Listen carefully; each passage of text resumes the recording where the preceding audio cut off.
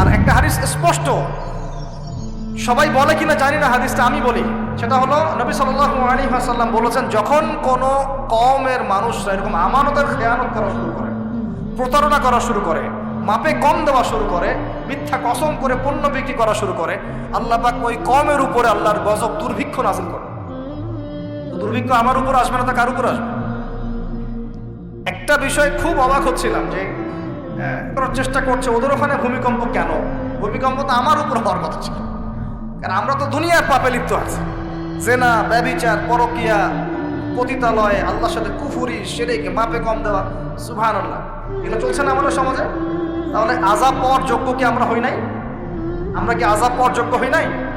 আল্লাহ ছাড়বেন না, কিন্তু যদি আমরা সতর্ক হয়ে ফিরে না আসি, আল্লাহ পাক ছাড়বেন না কিন্তু। আল্লাহ পাক আমাদের সবাইকে শিক্ষা নেওয়ার তৌফিক দান। এখানে শুআয়ব আলাইহিস সালামের কওমের 4টা অপরাধ আমি বলেছি। এক, শিরক। আমার সাথে বলেন। একটা হলো শিরক, যেটা আমি ব্যাখ্যা করে দিলাম, 3 ভাগে হয়, কথায় হয়, কাজে হয়, চিন্তায় হয়। 2 নাম্বার কুফর, যেটা মানে আল্লাহর বিধানকে অস্বীকার করা। 3 নাম্বার হচ্ছে মাপে কম দেয়া, যেটা আমরা এখন অহরহ দিচ্ছি, ভেজাল, পণ্যে ভেজাল, ব্যবসায়ীরা সতর্ক হয়ে যান। আর 4 নাম্বার হচ্ছে কি, মানুষের সম্পদ অন্যায়ভাবে লুটে পুটে খাওয়া। এই যে দুর্নীতি, সুদ, ঘুষ, এগুলোর মধ্য দিয়ে আমরা সবার সম্পদ লুটে পুটে খাচ্ছি। এই 4টা পাপ করতো বলে আল্লাহ পাক কি করেছেন শোনেন। এই 4টা পাপ করতো বলে আল্লাহ রাব্বুল আলামিন কোরআনে, এই আল কোরআনুল কারীমে 4 বার এই আয়াত নাযিল করেছেন। কতবার? 4 বার। মিলও আছে, 4টা পাপ 4 বার আয়াত আল্লাহ পাক নাযিল করেছেন। যে ফাকাযযাবুহু, তারা শুআয়বের কওম শুআয়বকে অস্বীকার করলো। ফাকাযযাবুহু ফাআখাযাতহুমুর রাজফাতু ফাসবাহু ফি দারিহিম জাথিমিন। এই যে 4টা পাপ করতে থাকলো, আর শুআয়ব তাদেরকে দাওয়াত দিল আলাইহিস সালাম, তারা শুআয়বকে অস্বীকার করলো, তখন তাদেরকে পেয়ে বসলো আমার পক্ষ থেকে প্রচন্ড একটা ভূমিকম্প। পৃথিবীর ইতিহাসে সর্বপ্রথম এই কওমে শুআয়ব, এই যে কওমে মাদিয়ান, শুআয়ব আলাইহিস সালামের কওম, এই কওমকে ভূমিকম্প দিয়ে ধ্বংস করা হয়েছে। পৃথিবীর ইতিহাসে প্রথম কোন কওমকে ধ্বংস করা হয়েছে ভূমিকম্প দিয়ে? শুআয়ব আলাইহিস সালামের কওম, কওমে মাদিয়ানকে। কিভাবে? আল্লাহ পাক মেঘ দিয়েছেন, কালো মেঘ। তারা মনে করেছে খুব বৃষ্টি হবে, তারা সবাই এক জায়গায় জড়ো হয়েছে। তার আগে প্রায় 40 দিন পর্যন্ত বৃষ্টি নাই, খুব খরা, ফসল ফলছে না, দুর্ভিক্ষ হচ্ছে। যে মাপে কম দিলে দুর্ভিক্ষ হয়, দুর্ভিক্ষ হচ্ছে, কোনো ফসল ফলে না। তখন একদিন আল্লাহ পাক দিলেন কি, এই যে কালো মেঘ। সবাই মনে করলো হ্যাঁ এবার বৃষ্টি হবে, এবার বৃষ্টি হবে, সবাই চলো, খুশি, সবাই খুব উৎফুল্ল। সবাই মিলে জড়ো হলো একটা জায়গায় যেখানে কালো মেঘ জমেছে। আল্লাহ পাক ওই পুরো জায়গাটাকে ভূমিকম্প দিয়ে ধসিয়ে দিল মাটি। সর্বপ্রথম আল্লাহ পাক ভূমিকম্প দিয়ে ধ্বংস করলেন শুআয়ব আলাইহিস সালামের কওমকে 4টা অপরাধের কারণে। 1, তারা শিরকের পাপে লিপ্ত ছিল। 2, তারা কুফরির পাপে লিপ্ত ছিল। 3, তারা মাপে কম দিত। আর 4, তারা অন্যের সম্পদ অন্যায়ভাবে গ্রাস করে আত্মসাৎ করে।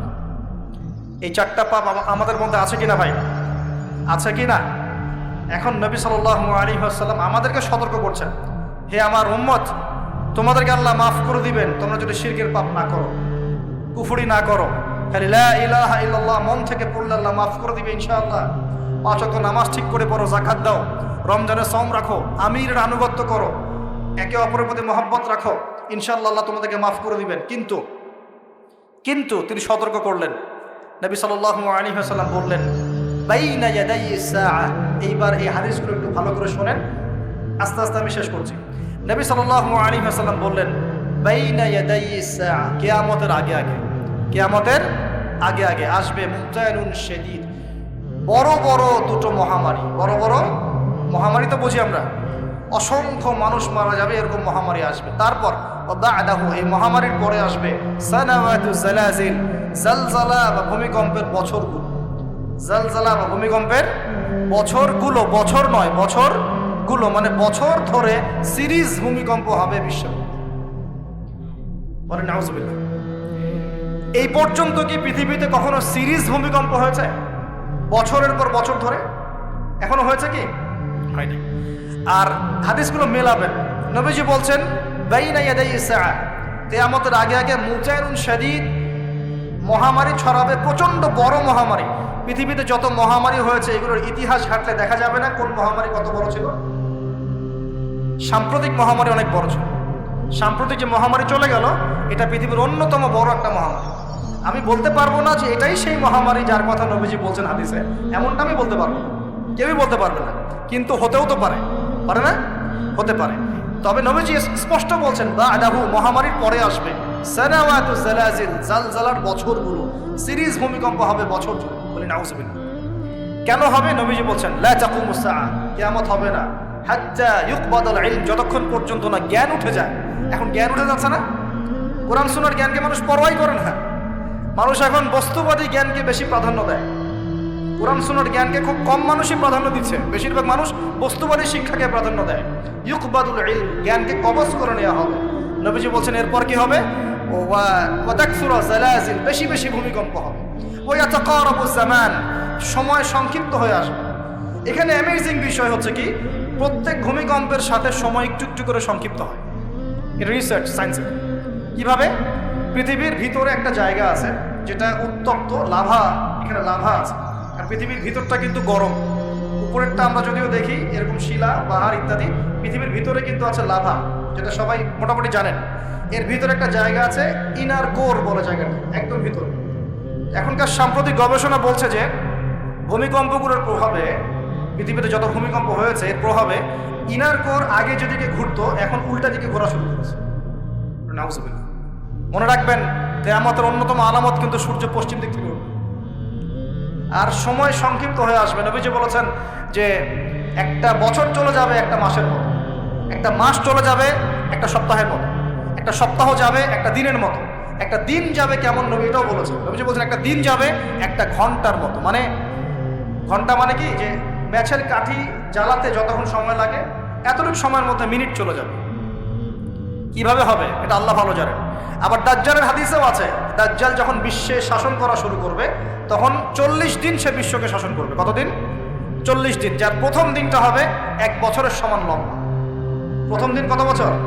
1 বছর সমান লম্বা। কে জানে পৃথিবীর গতি থেমে যাবে কিনা, থেমে যেতেও পারে। আপনাদেরকে নিউজ দেয়, চায়নাকে নাম তো শুনেছেন? চায়না একটা বাঁধ নির্মাণ করেছে, কৃত্রিম বাঁধ। ওর দেশে একটা কৃত্রিম বাঁধ নির্মাণ করেছে। এটা এত শক্তিশালী বাঁধ, ওখানে এত রড, সিমেন্ট আর এই ম্যাটেরিয়ালস ইউজ করা হয়েছে, যেটা এই পাকিস্তান, তারপরে ইন্দোনেশিয়া, হ্যাঁ, বাংলাদেশ, এই যে দেশগুলো আছে, এই পুরো দেশটাকে, এই পুরো দেশের একটা বড় অংশকে এই কংক্রিটের নিচে ঢেকে ফেলা সম্ভব। এত বেশি কংক্রিট ইউজ করা হয়েছে। চায়না ইউজ করেছে, ওরা ইউজ করেছে, এবং বিশাল একটা পানির ফ্লো তারা সৃষ্টি করেছে, কৃত্রিম। এটা কিন্তু ম্যানমেড। তো আমি গতকাল রিসার্চ করতে গিয়ে দেখলাম যে তারা বলছে এই বাঁধটা নির্মাণ করার কারণে পৃথিবীর আর্নিক গতির মধ্যে একটা পরিবর্তন চলে আসছে। মানুষের হাতের কামাই দেখে। আর এখানে কিন্তু দাজ্জালের হাদিস এটাও বলা হচ্ছে যে পৃথিবীর প্রথম দিনটা, দাজ্জালের প্রথম দিনটা হবে 1 বছরের সমান লম্বা। কে জানে, হয়তোবা এমন কিছু হবে মহাবিশ্বে যে পৃথিবীর আর্নিক গতিটার মধ্যে কোনো পরিবর্তন হবে, ঘূর্ণনে কোনো পরিবর্তন দেখা দিবে, হয়তোবা, আল্লাহ ভালো জানে। তা আমি বিশ্বাস করি এটা হবে, কিন্তু আমি বলি না কারণে যে মানুষ বলবে যে আপনি এত স্পেসিফিকলি কেমন করে বলতে পারেন। তা আমার বিশ্বাস যেরকম কিছু একটা হবে, মহাবিশ্বে এমন কিছু একটা হবে যাতে এই পৃথিবীর গতির মধ্যে একটা পরিবর্তন আসবে। না হলে দাজ্জালের একদিন কেমন করে 1 বছরের সমান হতে পারে? সাহাবীরা প্রশ্ন করলেন, ইয়া রাসূলুল্লাহ, আমরা তখন নামাজ কেমন করে পড়বো? নবীজি বললেন, অনুমান করে পড়ে নিবে। তোমরা এস্টিমেট করে করে অনুমান করে পড়ে নিবে যে কতটুকু সময় পর পর ওয়াক্ত হচ্ছে। তার মানে সাহাবীরা নামাজে তখনও সচেতন ছিলেন। তারপর দেখেন, ওয়ায়াতাকারাবু জামান, নবীজি এটাও বলছেন দাজ্জালের দ্বিতীয় দিনটা হবে এক মাসের সমান, আর তৃতীয় দিনটা হবে 1 সপ্তাহের সমান।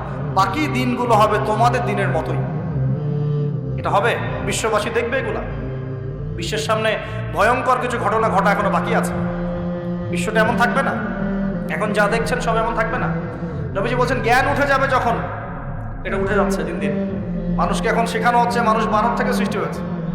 এগুলো জ্ঞান, এগুলো জ্ঞান। ইসলামের জাজল্যমান ইতিহাসগুলোকে মানুষ বলে যাচ্ছে, এগুলো জ্ঞান। মানুষকে শেখানো হচ্ছে সমকামিতা ভালো জিনিস, এগুলো জ্ঞান। সমকামিতা ভালো জিনিস, এটা ব্যক্তি স্বাধীনতা। শেখানো হচ্ছে মানুষকে যে পর্দা, এগুলো কুসংস্কার। পর্দা কি? কুসংস্কার। এগুলো জ্ঞান।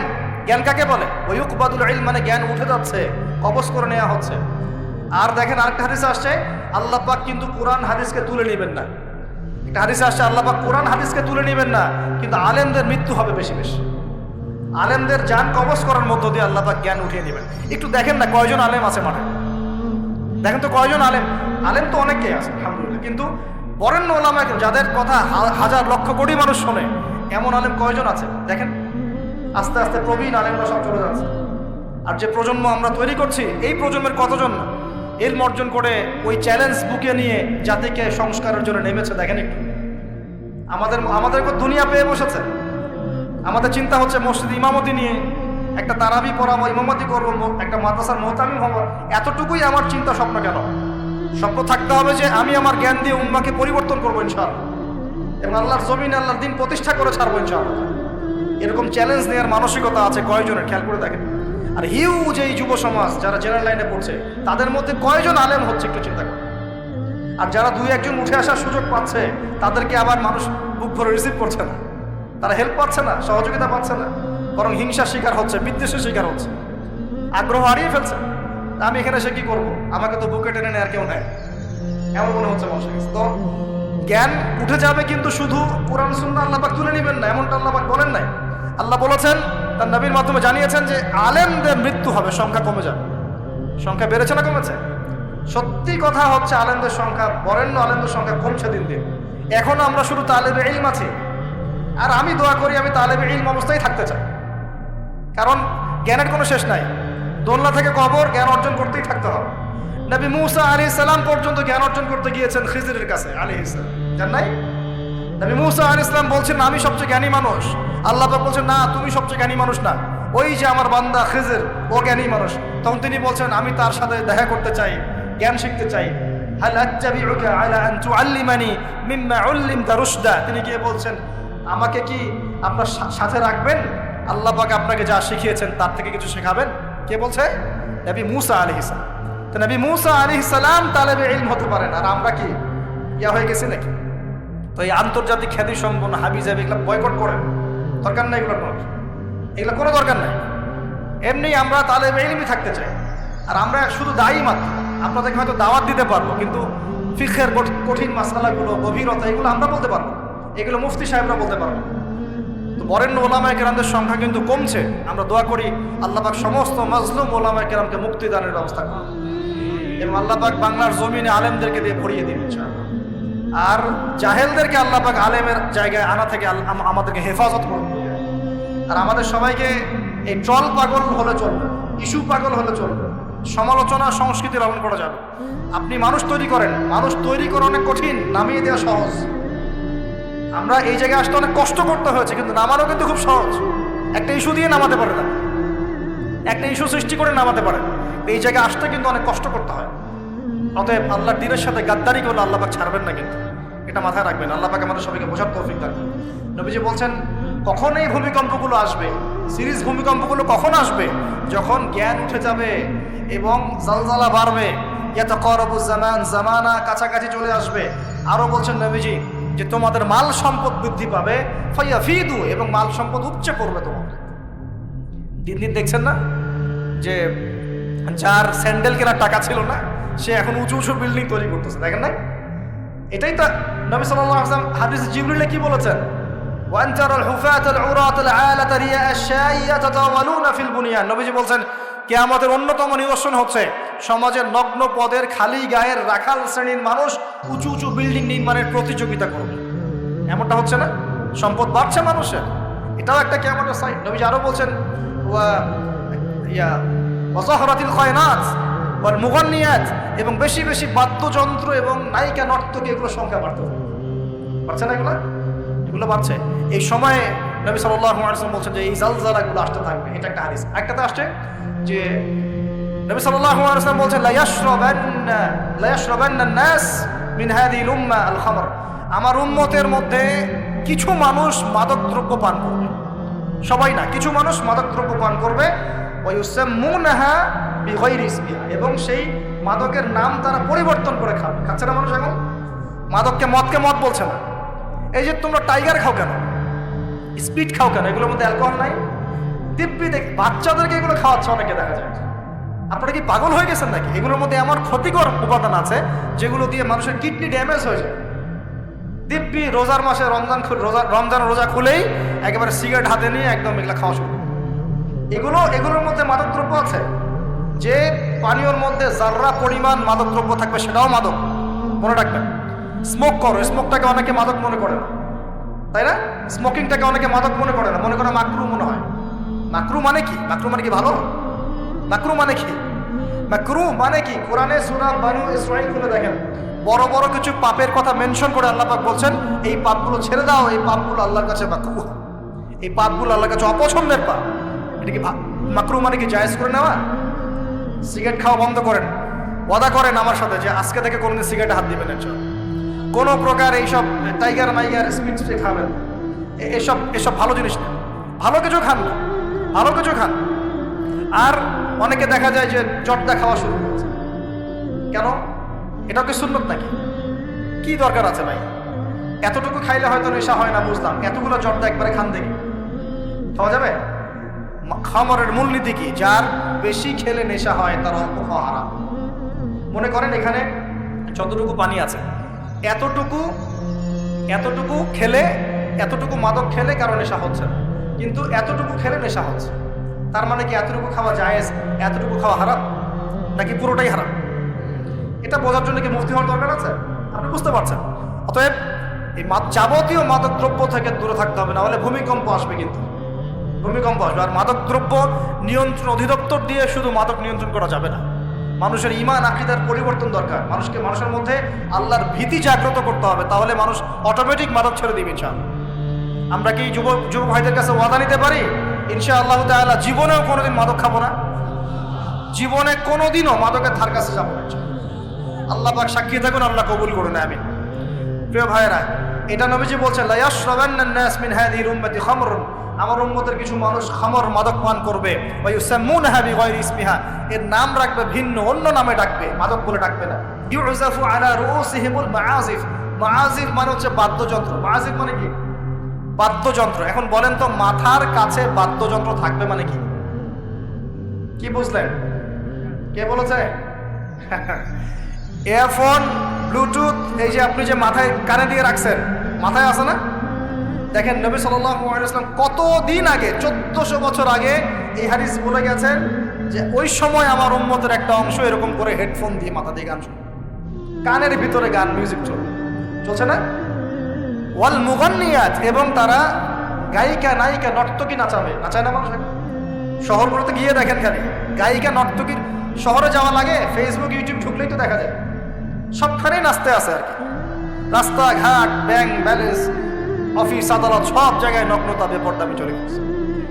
আর এখন কিছু কিছু ওয়াইজ বের হয়েছে, প্রেম বিশেষজ্ঞ, মানে বসে বসে প্রেমের আলাপ করতে পারলে বাঁচা। আর এগুলো নিয়ে ট্রল করতে করতে ভাইরাল সব ইউটিউব, ফেসবুক, চুলকি সুরসুরি আলাপ করতে ভালো লাগে। এই হারাম সম্পর্কের ভিত্তি ঘুরাই দিতে হবে। আমি বারবার বলি তোমাদেরকে যে একটা হালাল রিজিকের সোর্স তৈরি করো, তাড়াতাড়ি বিয়ে করে ফেলো। বিয়ে ছাড়া যৌন চাহিদা, লজ্জাস্থানের হেফাজত, এগুলো করার কোনো বিকল্প কোনো পথ নাই। যে পথগুলো দেখা যায় এগুলো হতাশা আরো বাড়ায় দিবে, এগুলো আপনাকে আরো জানোয়ার বানায় ফেলবে। পর্নোগ্রাফির যুগ চলছে, মেয়েদের ইজ্জত আবরু রক্ষা করা খুব চ্যালেঞ্জের কাজ। মেয়েদের ইজ্জত আবরু রক্ষা করা এত চ্যালেঞ্জ যে পর্নোগ্রাফির যুগে যে কোনো মেয়ে ধর্ষিত হতে পারে। একটা কথা এখন না বললেই পারতেছি না, আমি কিছু রিপোর্ট দেখেছি, কিছু কিছু মাদ্রাসায়, কিছু কিছু হিফজখানাতে পর্যন্ত আস্তাগফিরুল্লাহ, যে ছাত্র যারা আছে, এই ছাত্রদের সাথে এরকম বালাৎকার, সমকামিতার কাজ করা হচ্ছে। আমরা বাচ্চাদেরকে পাঠাবো কোথায় তাহলে? এটা আমাদের সাথে হবে কেন? বাচ্চাদেরকে কোথায় পাঠাবো তাহলে? ইউনিভার্সিটিতে গিয়ে তো ধর্ষিত হচ্ছে না? দেখলেন না কয়েকদিন আগে হল নিয়ে কি ঝামেলাগুলো হলো? দেখা গেল না যে বড় বড় নেতাদের মনোরঞ্জন করতে হয়? দেখেন নাই? ইডেনের কথা বলছি, দেখেন নাই? তারপরে বিশ্ববিদ্যালয়ে তো নগ্নতা চলছেই, ফ্রি মিক্সিং চলছেই, জেনা তো ফ্রি, এবং পতিতালয়ে সব 1500-2000 টাকা দিয়ে রাত পার করা যায়। এগুলো ফেসবুক ইউটিউব ঢুকলেই দেখা যায়। তার মধ্যে আবার চলছে এখন সমকামিতাকে এখন প্রমোট করা হচ্ছে। আবার এখন দেখা যাচ্ছে আস্তাগফিরুল্লাহ, কিছু ধর্মীয় প্রতিষ্ঠানেও সমকামিতা ছড়িয়ে পড়ছে। একটা বাচ্চা সেদিন আত্মহত্যা করেছে ঢাকায়, ওর পোস্টমর্টেম রিপোর্টে দেখা গিয়েছে যে, বলতে পারতেছি না আমি আসলে, ওর পোস্টমর্টেম রিপোর্টে দেখা গিয়েছে যে ছেলেটার যে পিছনের যে রাস্তা আছে না, এখানে যৌন নির্যাতনের চিহ্ন পাওয়া গেছে। কিভাবে বলতাম কথাটা বলেন, আপনাদেরকে বোঝানোর জন্য বললাম। একটা ছেলে হাফেজ হতে গিয়েছে মাদ্রাসায়, তার সাথে যদি টিচার এরকম কাজ করে, এই টিচারকে জাতির সামনে এনে ফাঁসি দেওয়া দরকার।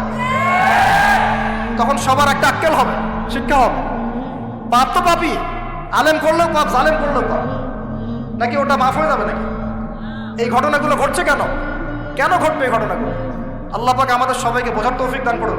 আর এই ঘটনাগুলো ঘটার অন্যতম কারণ হচ্ছে পর্নোগ্রাফি।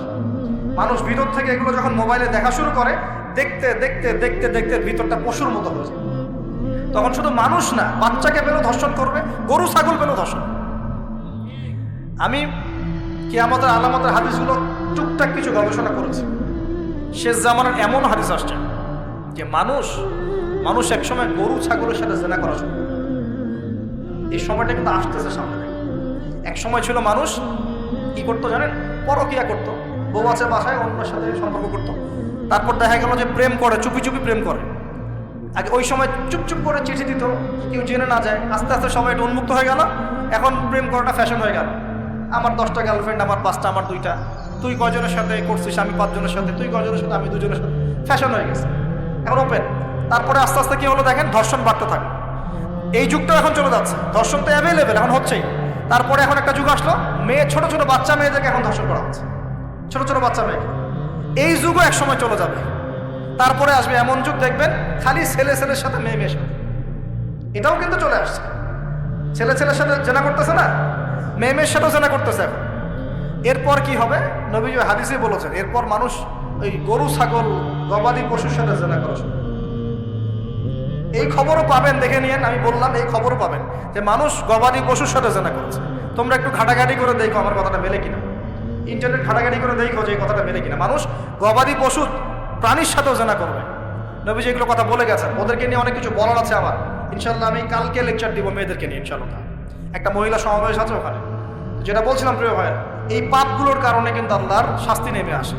খমর 1 নাম্বার ছিল শিরক, তারপর কুফর, মাপে কম দেয়া, অন্যের সম্পদ আত্মসাৎ করা, মাদকদ্রব্য সেবন করা, এই যে গান বাজনা, বাদ্যযন্ত্র, নর্তকী, নাচা, এগুলোর কারণে কোন শাস্তি আসে ভাই বলেন? আল্লাহর পক্ষ থেকে জালজালা মানে ভূমিকম্প। জালজালা মানে কি? ভূমিকম্প। আর আসবে সিরিজ, মানে বছর জুড়ে চলবে এগুলো। আরেকটা হাদিস বলে শেষ করছি। ও আচ্ছা, এর পরিণতিটা বলে নেই। নবীজি বলছেন, ওয়াজআলুল্লাহু মিনহুমুল কিরাদাতা ওয়াল খানাজির, যারা এই কাজগুলো করবে, মানে মাদক খাবে, নাম চেঞ্জ করবে, যারা বাদ্যযন্ত্র নিয়ে রাত কাটাবে, যারা নর্তকী নাচাবে, আল্লাহ রাব্বুল আলামিন এদেরকে একদিন সকালবেলা বানর আর শুয়োর বানিয়ে দিবেন। আর ওয়ায়াখসিফুল্লাহু বিহিমুল আরদ, আল্লাহ পাক জমিন সহ ওদেরকে ধসিয়ে দিবেন।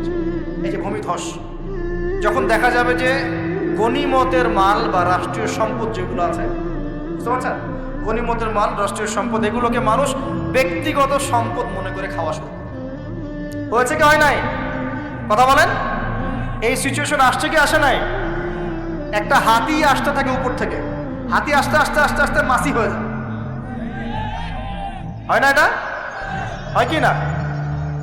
এটা শাস্তি সম্পর্কে আল্লাহ পাক অন্য জায়গায় বলেছেন, এবং নবী হাদিসেও বলেছেন যে যা আত্মসাৎ করবে, যা আত্মসাৎ করবে সেটা কিয়ামতের দিন তার ঘাড়ে চাপিয়ে দাও।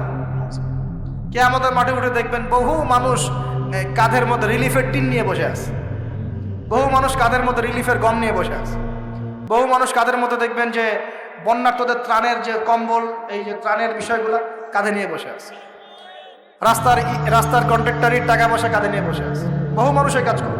তখন এরকম গনিমতের মালকে ব্যক্তিগত সম্পদ রূপে ব্যবহার করা হবে।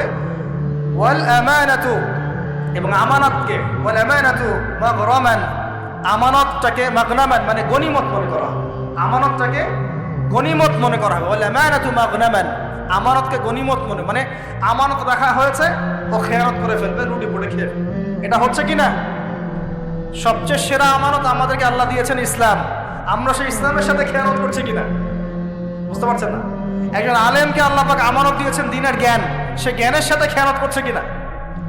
একজন ক্ষমতাসীনকে আল্লাহ পাক দিয়েছেন ক্ষমতা, সে ক্ষমতা দিয়ে খেয়ানত করছে কিনা? একজন পরিবারের কর্তাকে আল্লাহ পাক পরিবার দিয়েছেন, সে পরিবারের মধ্যে খেয়ানত করছে কিনা? সবাই সবার জায়গাতেই খেয়ানত করছে। আল্লাহ পাক আমাদেরকে বোঝার তৌফিক দান করুন। 3 নাম্বার নবীজি বলছেন ওয়াজ যাকাতু মাগরামান, যখন যাকাতটাকে মানুষ বোঝা মনে করা শুরু, যাকাত দিতে চায় না মানুষ, যাকাত নাম শুনলেই দৌড় দেয় পিছন থেকে, যাকাত দিতে চায় না, নামাজ পড়ে যাকাত দিতে চায় না। আল্লাহ পাক আমাদের সবাইকে যাকাত দেওয়ার তৌফিক দান করুন। ওয়া তুউল্লিমা লিগাইরিদ দ্বীন, এটা চমৎকার। নবীজি বলছেন যে যখন ধর্ম বিবর্জিত শিক্ষা চালু হবে, বুঝতে পারেন না, ধর্ম আলাদা শিক্ষা আলাদা চালু হয়েছে কি হয় নাই? সারা বিশ্বে হয়েছে কি হয় নাই? ধর্ম আলাদা শিক্ষা আলাদা, ধর্ম বিবর্জিত শিক্ষা যখন চালু হবে। এবং এবার শোনেন, নবীজি বলছেন ওয়া আতাআর রাজুলু ইমরাতাহ, একজন পরিবারের কর্তা তার স্ত্রীর আনুগত্য করবে। ফ্যামিলিস্ট রেভলিউশন মানে স্ত্রীর আনুগত্য করবে পুরুষ, স্ত্রীর আঁচল ধরে বসে থাকবে পুরুষ। শুধু তাই না, ওয়াক্কা উম্মাহ, এবং তার মায়ের সাথে খারাপ ব্যবহার করা শুরু, মাকে প্রাধান্য না দিয়ে বউকে প্রাধান্য দিবে এবং তার আঁচল ধরে বসে থাকবে। এই সময় আসে নাই? আচ্ছা, হিসাব করতে থাকে, মিলাতে থাকে। নবীজি বলছেন ওয়াদনা সাদিকা, বন্ধু বান্ধবদেরকে কাছে টেনে নিবে, বন্ধু বান্ধবদেরকে কাছে টেনে নিবে। ওয়াকসা আবা, এবং তার বাবাকে দূরে ঠেলে দেবে। হয়েছে কি হয় নাই? যুবকরা বলো, এটা হয় নাই? বাবাকে দেখলে কয়েকটি সালাম দেয়, বাবার সাথে কতজনের ভালো সম্পর্ক আছে? বন্ধুর সাথে যা বাবার সাথে তা নয়। অথচ বাবা এবং ছেলের সম্পর্ক হওয়া উচিত বন্ধুত্বপূর্ণ। তোমার সবচেয়ে সেরা বন্ধু হবে তোমার বাবা, তোমার সবচেয়ে সেরা বান্ধবী হবে তোমার মা এবং তোমার বোন। মায়ের সাথে ছেলের সম্পর্ক দূরত্ব, বাবার সাথে ছেলের সম্পর্ক দূরত্ব, এগুলো হচ্ছে না? এটা নবীজি বলেছেন। আর বলছেন, এবার শোনেন, ওয়াযাহরাতিল আসওয়াতু ফিল মাসজিদ, মাসাজিদ, মসজিদগুলোর মধ্যে হট্টগোল শোরগোল বেড়ে যাবে। বাড়ে নাই? মসজিদ এখন হই হুল্লা হয় না? আমরা অনেক দিন দেখেছি মসজিদের মধ্যে হকি স্টিক নিয়ে মারামারি হয়েছে। আমি নিজে দেখেছি, দুই দল কমিটি আধিপত্য বিস্তারকে নিয়ে একদম হকি স্টিক নিয়ে আসছে মসজিদে মারার জন্য। এরকমও হয়েছে। আরো অনেক জঘন্য ঘটনা ঘটে, আল্লাহ মাফ করুন। তারপর নবীজি বলছেন ওয়াসাদা কাবিলুহু ফাসিকুন, একটা কবিলা বা একটা গোত্রের নেতৃত্ব দিবে একজন ফাসিক ব্যক্তি। এমন হচ্ছে কি হচ্ছে না? হচ্ছে। ওয়াসাদা কাবিলুহু ফাসিকুহুম, তাদের মধ্যে যে ফাসিক সে দিবে নেতৃত্ব। নাউযুবিল্লাহ। নবীজি আরো বলছেন কানা যাঈমুল কওমি আরযালাহুম, সমাজের সবচেয়ে নিম্ন শ্রেণীর মানুষ কওমের জিম্মাদার হয়ে যাবে। সুবহানাল্লাহ। নবীজি আরো বলছেন উকরিমা রাজুল, একজন ব্যক্তিকে এই কারণে সম্মান করা হবে মাখাফাতা শাররি, তার ভয়ে তাকে সম্মান করা হবে। একজন ব্যক্তিকে তার ভয়ে, তার ক্ষমতার ভয়ে, তার টাকার ভয়ে, তার ক্ষমতার ভয়ে, তার জনগণের ভয়ে তাকে সম্মান করা হবে। এমনটা হচ্ছে না? হচ্ছে। নবীজি আরো বলছেন ওয়াযাহরাতিল কায়নাত ওয়াল মুগান্নিয়াত, ওয়াযাহরাতিল কায়নাত ওয়াল মাআজিফ, ওয়াযাহরাতিল কায়নাত ওয়াল মাআজিফ, গায়িকা এবং বাদ্যযন্ত্রের প্রচলন বাড়তে থাকে, গায়িকা বাদ্যযন্ত্র ব্যাপক হারে বাড়তে থাকে। এবং ওয়াশুরিবাতিল খুমর, এবং বেশি বেশি মাদকদ্রব্য সেবন করা হবে। ওয়ালাআনা আখিরি হাযিহিল উম্মাহ উলাহা, উম্মতের শেষ দিকের মানুষেরা প্রথম দিকের মানুষকে গালি দেওয়া শুরু। এই পাপগুলো যখন সমাজে দেখা যাবে, এই পাপগুলো যখন সমাজে দেখা যাবে, তখন তোমরা ফাল ইয়ারতাকিবু, এবার ধেয়ে আসবে ইনদা যালিকা, তোমাদের দিকে ধেয়ে আসবে চারটা আযাব। কয়টা আযাব? চারটা। এক নাম্বার, নবীজি বলছেন রিহান হামরাআন, উত্তপ্ত গরম বাতাস তোমাদের দিকে ধেয়ে আসবে। এখনো কি এসেছে? আসবে। আমি রিসার্চ করেছি, এই নাসা এই গবেষণা শুরু করেছে, সূর্য থেকে এরকম ক্ষতিকর কিছু উত্তপ্ত বিকিরণ আসতেছে পৃথিবীর দিকে এবং সামনে আসবে পৃথিবীর দিকে। দেখে নিন, নাসাও বলছে এটা আসবে, কারণ ওইখানে হিলিয়াম গ্যাসের বিস্ফোরণ হচ্ছে সূর্যের মধ্যে। ওখান থেকে এমন উত্তপ্ত কিছু আসবে যেটা পৃথিবীকে ধেয়ে নিয়ে আসবে। আল্লাহ মাফ করুন। ওয়ারিহান হামরা, নবীজি বলেছেন গরম উত্তপ্ত বাতাস তোমাদেরকে চাপিয়ে দেওয়া হবে। ওয়া জালজালাতান, এবং এই যে ভূমিকম্প আল্লাহ চাপিয়ে দিবে এই পাপগুলোর কারণে। আর কি হবে? ওয়া খাসফান, এবং ভূমি ধসে যাবে নিচে। ভূমি কি হবে? ধসে যাবে। আর বলছেন ওয়া মাসখান, এবং মানুষের চেহারা সুরত আকৃতি পরিবর্তন হয়ে যাবে। এটাকে বললাম যে বানর সুর হয়ে যাবে। আরো কিন্তু আকৃতি পরিবর্তনের আরো ব্যাখ্যা আছে। ছেলে এখন মেয়ে হয়ে যাচ্ছে, মেয়ে ছেলে হয়ে যাচ্ছে। দেখছেন না খবরগুলো বাড়ছে না? এটাও মাসখান, মানে আকৃতি পরিবর্তন হয়ে যাচ্ছে। আরেকটা হচ্ছে ওয়াকারফান, এবং আসমান থেকে আল্লাহ পাথরের বৃষ্টি বর্ষণ করবে।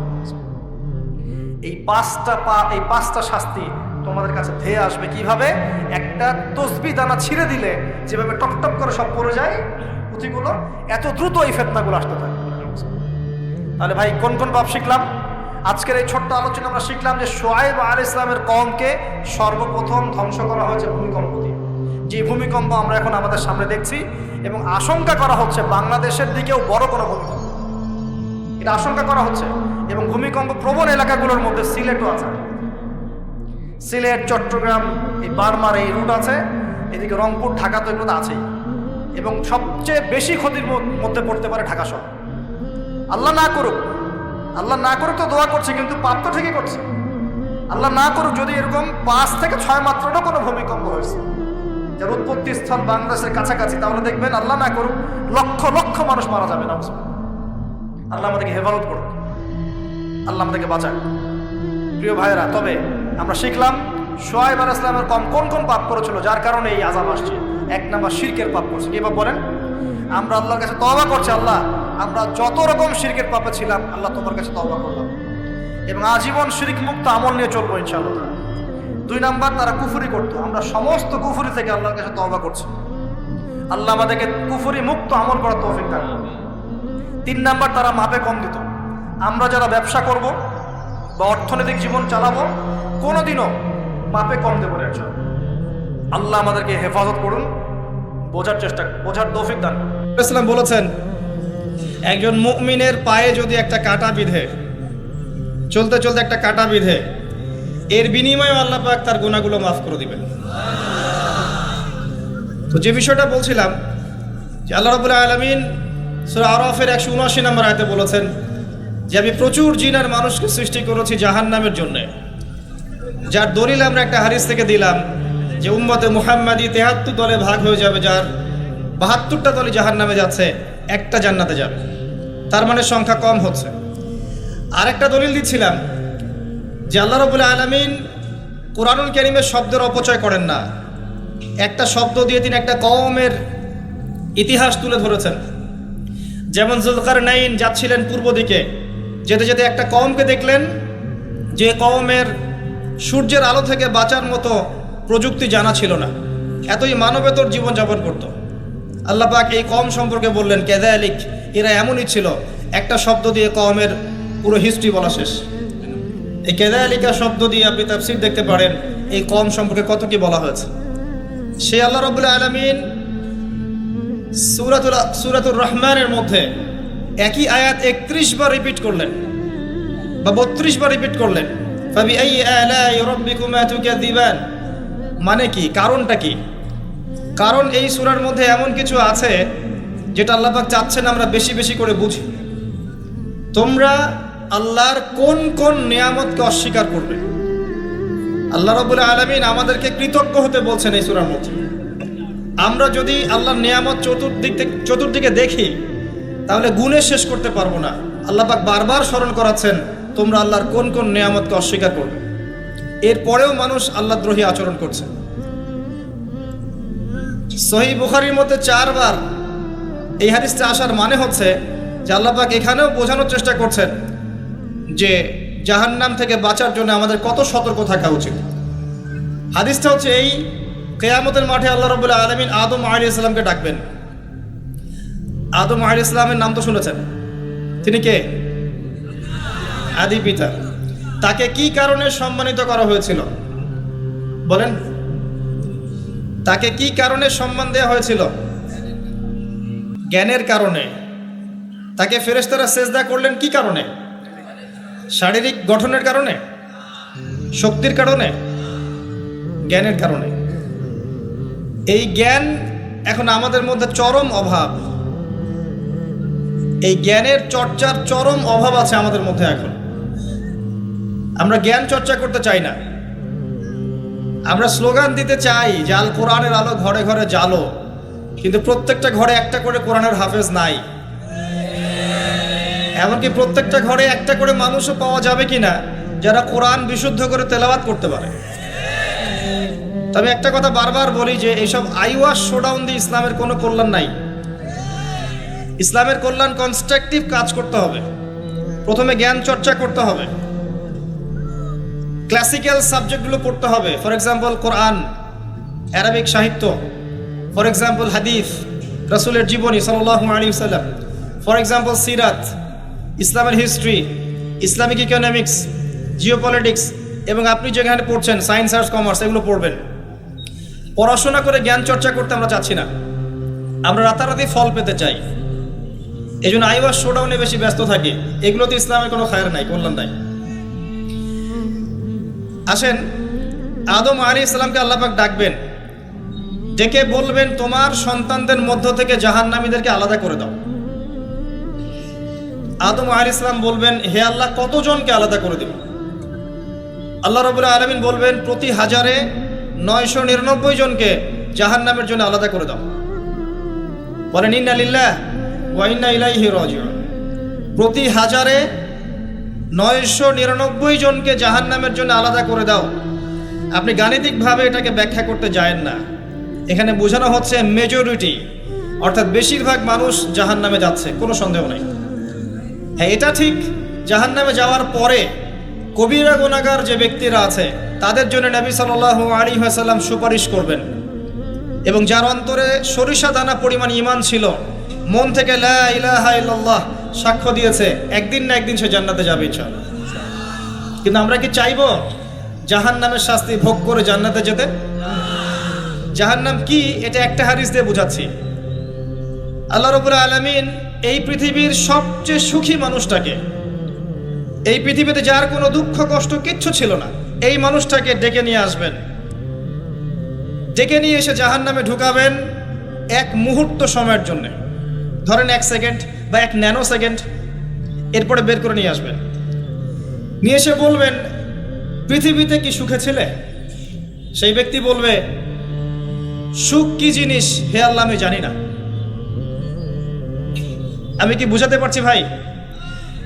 সুখ কি জিনিস আমি জানি না। আর আল্লাহ রাব্বুল আলামিন এই পৃথিবীর সবচাইতে কষ্টে থাকা মানুষটাকে ডেকে নিয়ে আসবেন, এনে জান্নাতে ঢুকাবেন, ঢুকে 1 মুহূর্ত সময় রাখবেন, বের করে নিয়ে আসবেন। বলবেন, পৃথিবীতে কষ্টে ছিলে? সেই বান্দা বলবে, কষ্ট কি জিনিস আল্লাহ আমি জানি না। এটাই সেই আয়াতের ব্যাখ্যা বলা যায়। আল্লাহ পাক বলেছেন, কুল্লু নাফসিন যায়িকাতুল মাউত, প্রত্যেকটা নফস বা আত্মা মৃত্যুর স্বাদ গ্রহণ করবে। ফাইন্নামা তুওয়াফাউনা উজুরাকুম ইয়াওমাল কিয়ামাহ, কিয়ামতের মাঠে তোমাদের পূর্ণ প্রতিদান দেয়া হবে। ওই দিন ফামান যুহজিহা আনিন নার ওয়া উদখিলাল জান্নাহ ফাকাদ ফাজ, সেদিন যাকে আল্লাহ পাক জাহান্নাম থেকে বাঁচাবেন, জান্নাতে প্রবেশ করাবেন, একমাত্র সে ব্যক্তি সফল, আর কেউ সফল নয়। এই আয়াতটা হচ্ছে দ্য ডেফিনেশন অফ সাকসেস, যার পিছনে আমরা ছুটছি। আমরা সাফল্যের পিছনে ছুটি না, সফল হতে হবে, নিজের পায়ে দাঁড়াতে হবে, টাকা পয়সা করতে হবে, বাড়ি গাড়ি করতে হবে, ব্যাংক ব্যালেন্স করতে হবে, জমি জমা করতে হবে, একটা সুন্দরী গার্লফ্রেন্ড চাই, একটা স্ত্রী চাই, তাই না?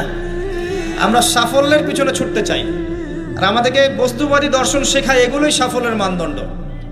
তা আল্লাহ পাক এখানে বলছেন, যাকে জাহান্নাম থেকে বাঁচানো হবে আর জান্নাতে প্রবেশ করানো হবে, এই ব্যক্তি ছাড়া কেউ সফল না। পৃথিবীতে আপনি অনেক বড় নেতা হতে পারেন, ইভেন অনেক বড় আলেমও হতে পারেন, অনেক বড় পলিটিশিয়ান হতে পারেন, অনেক বড় প্রশাসনের কর্মকর্তা হতে পারেন, অনেক বড় ইকোনমিক্স হতে পারেন, কলামিস্ট হতে পারেন, বুদ্ধিজীবী হতে পারেন, হাফেজ হতে পারেন, হুএভার ইউ আর, যদি কিয়ামতের মাঠে আপনি জান্নাতে যেতে না পারেন, আপনি সফল না।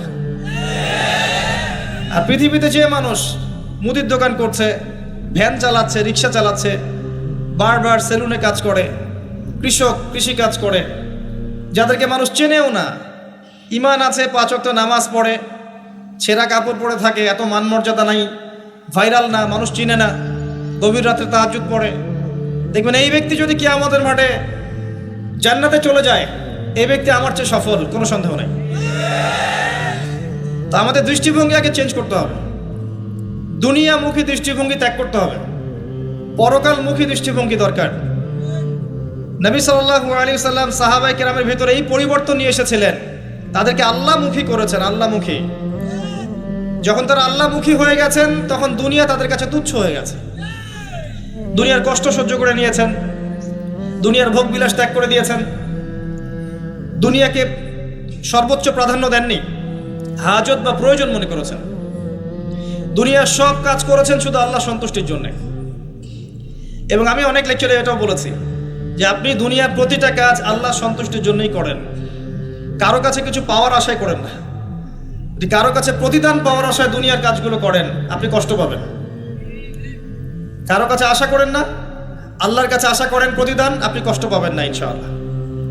কারণ আল্লাহ ছাড়া প্রকৃত অর্থে আমাদের আপন বলে কেউ নাই। শুধুমাত্র আল্লাহই আপনার আপন, বাকিরা আপনার প্রয়োজন। মানুষ মানুষকে ভালোবাসতে পারে না, মানুষ মানুষের অবস্থানকে ভালোবাসে।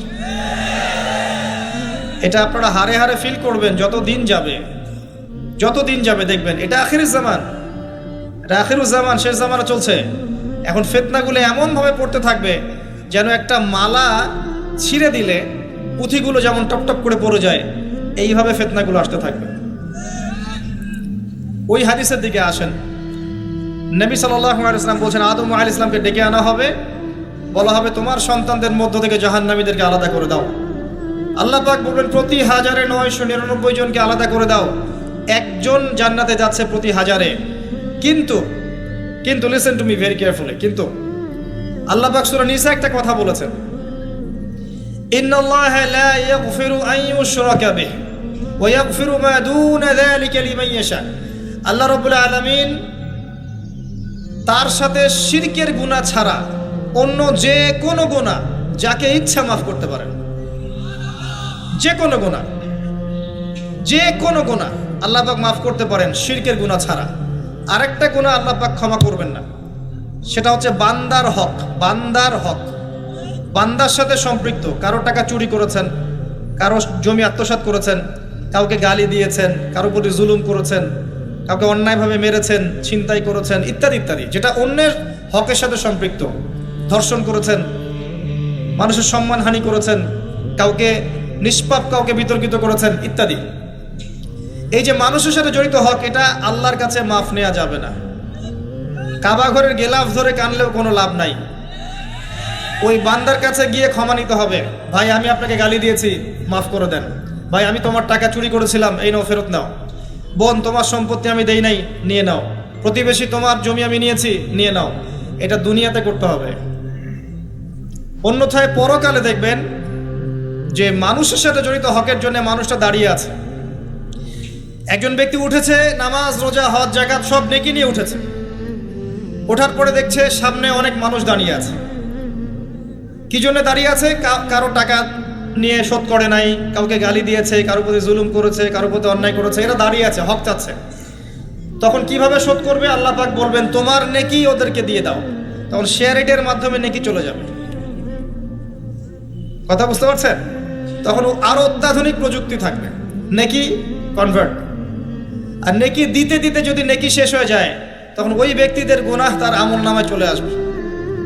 তারপর ওই ব্যক্তিরা জান্নাতে যাবে, এই ব্যক্তি জাহান্নামে যাবে। অতএব দুনিয়াতে মানুষের সাথে জড়িত কোনো হক রাখেন না। আল্লাহ পাক বলছেন শিরকের গুনাহ ছাড়া আল্লাহ যে কোনো গুনাহ মাফ করতে পারেন। আর এই যে কুফরি এবং মানুষের সাথে জড়িত হক, আল্লাহ মাফ করবেন না। এখন আল্লাহ যদি শিরকের গুনাহ ছাড়া সব গুনাহ মাফ করতে পারেন, আর আল্লাহ পাক তো ওয়াদা করেছেন নবী সাল্লাল্লাহু আলাইহি ওয়াসাল্লামকে মেরাজের রাতে, যে তোমার উম্মতের যে কোনো ব্যক্তি যদি শিরক না করে আমার সামনে হাজির হয়, আমি তাকে মাফ করে দেব। একটা হাদিসে কুদসির মধ্যে এটাও আছে, হে আদম সন্তান, তুমি যদি আসমান এবং জমিন সমপরিমাণ গুনাহ নিয়ে আমার সামনে দাঁড়াও, কিন্তু আমার সাথে কাউকে শরীক করনি, তাহলে আমি আল্লাহ তোমার সামনে আসমান জমিন সমান ক্ষমা নিয়ে দাঁড়াবো। আবার নবী সাল্লাল্লাহু আলাইহি ওয়াসাল্লাম সুপারিশ করবেন, যার অন্তরে এক জাররা পরিমাণ ঈমান থাকবে, তারা জান্নাতে যাবে। তাহলে কি কারণে 1999 জন মানুষ জাহান্নামে যাবে? উত্তরটা দেন দেখি। তাদের আমল নামে কিসের পাপ থাকতে পারে? কিসের? এটা বোঝার জন্য কি পিএইচডি করার দরকার আছে? এখন দেখেন, কিছু মানুষ আছে যারা বলছে যে ঈসা ইবনে মারিয়াম আল্লাহর সন্তান, নাউজুবিল্লাহ। এটা শিরক নয়, এবং তাদের সংখ্যা পৃথিবীতে 700-800 কোটির মতো, নাকি আরো কম বেশি হবে আর কি, যারা চলে গেছে, যারা আছে এবং যারা আসবে। কিছু মানুষ বলছে ওজায়ের আলাইহিস সালাম আল্লাহর সন্তান, নাউজুবিল্লাহ। এরা হচ্ছে জিউস, যারা এখন প্যালেস্টাইন দখল করে আছে। আর এই কথা বলতে আমাদের বুকে ভয় থাকা উচিত নয় যে ওইটা আমাদের জমি, তাদের জমি নয়। ওখানকার ঘটনা হচ্ছে এমন, একটা উপমা দিয়ে বোঝানো যায়। মনে করেন আপনি আপনার ঘরে বসে আছেন, আপনার দরজায় একজন মেহমান এসেছে। মেহমান নক করছে, ঠক ঠক ঠক, ভাই আমাকে একটু হেল্প করেন, আমি খাইনি অনেক দিন, আমার কাপড় নাই, আমার খাবার নাই, আমার থাকার জায়গা নাই, একটু আশ্রয় দেন।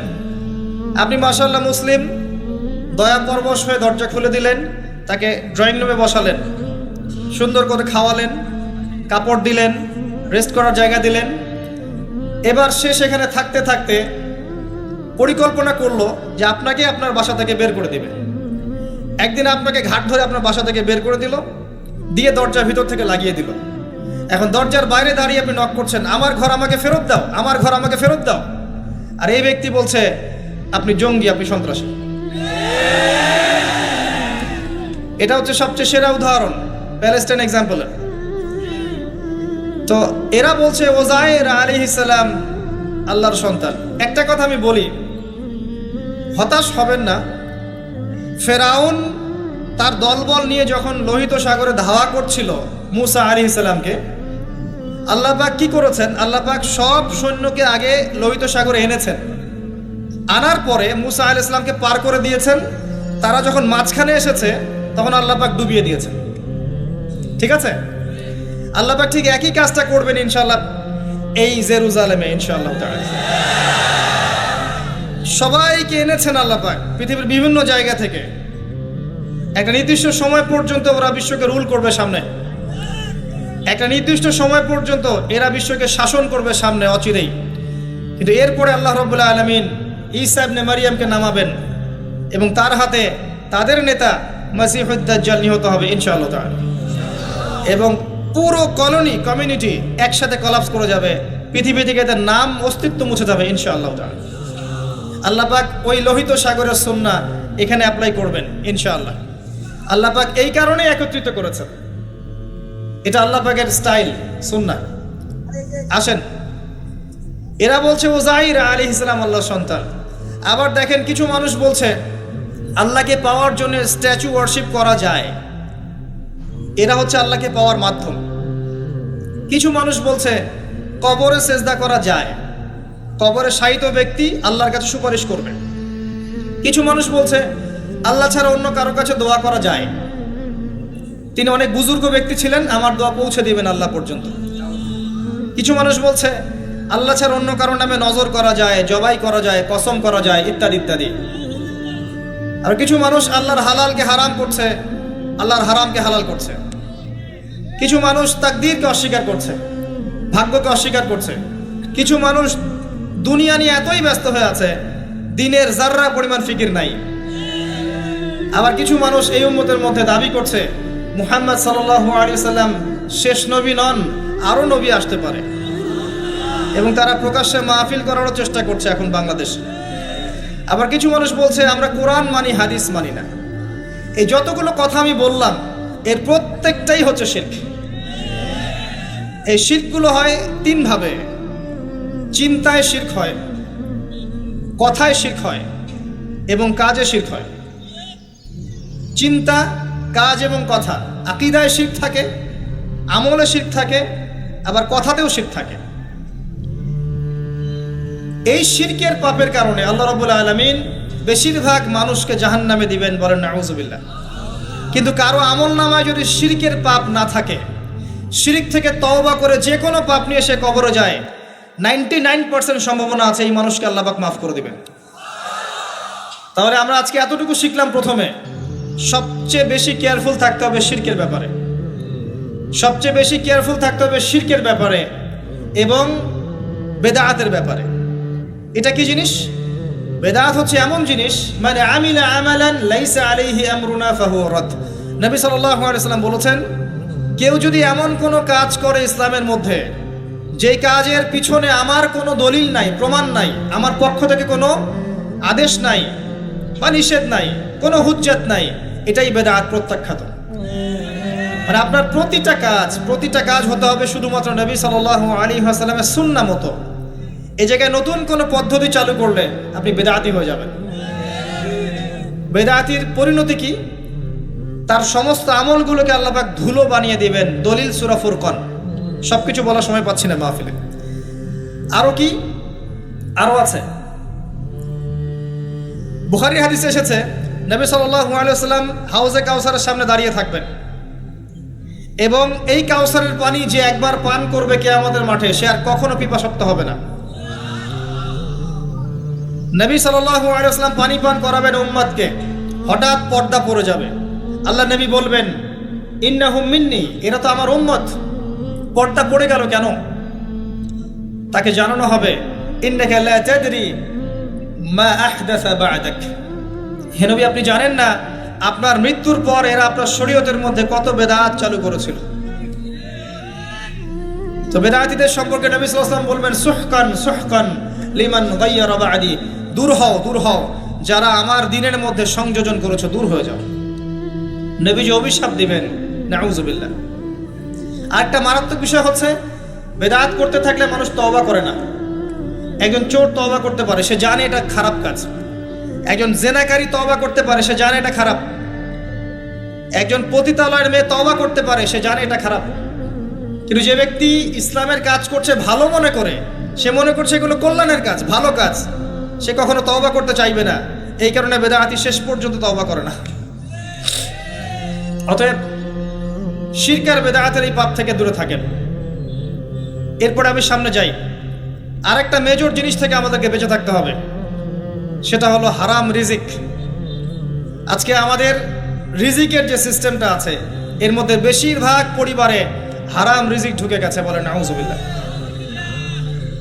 কেউ সরাসরি হারাম, কেউ ঘুরিয়ে ফিরিয়ে হারাম। সবচেয়ে বড় মারাত্মক যে হারামটা ঢুকেছে, তার নাম হচ্ছে রিবা বা সুদ। ম্যাক্সিমাম আমরা সুদখোর। আমার কিসের দাড়ি টুপি এগুলো দেখার প্রয়োজন নাই, আমি নিজেও সুদখোর। কিভাবে? প্রত্যক্ষভাবে না হলে পরোক্ষভাবে। মনে করেন আমি একটা ফ্ল্যাটে ভাড়া থাকি, ফ্ল্যাটের মালিক আমার ভাড়ার টাকা দিয়ে তার ব্যাংকের লোন শোধ করে, পরোক্ষভাবে আমি সুদের সাথে সম্পৃক্ত আছি। আপনি বাঁচতে পারবেন না। এই জামানা সম্পর্কে নবী সাল্লাল্লাহু আলাইহি ওয়াসাল্লাম বলেছেন, এমন একটা জামানা আসবে যেই জামানায় মানুষ সুদ থেকে বেঁচে থাকতে পারবে না। যে বেঁচে থাকার চেষ্টা করবে তার গায়েও সুদের ছিটা ফোঁটা গিয়ে লাগবে, কোনো সন্দেহ নেই, এটা সেই জামানা। টপ টু বটম সব জায়গায় সুদ। আর জানি না এই আয়াতগুলো কোরআনে আছে কি না আদৌ, বা এগুলো মানুষকে শোনানো হয় কি না আদৌ। তা আমি আমার জায়গা থেকে চেষ্টা করছি। আল্লাহ পাক কোরআনে বলেছেন। কে বলেছেন?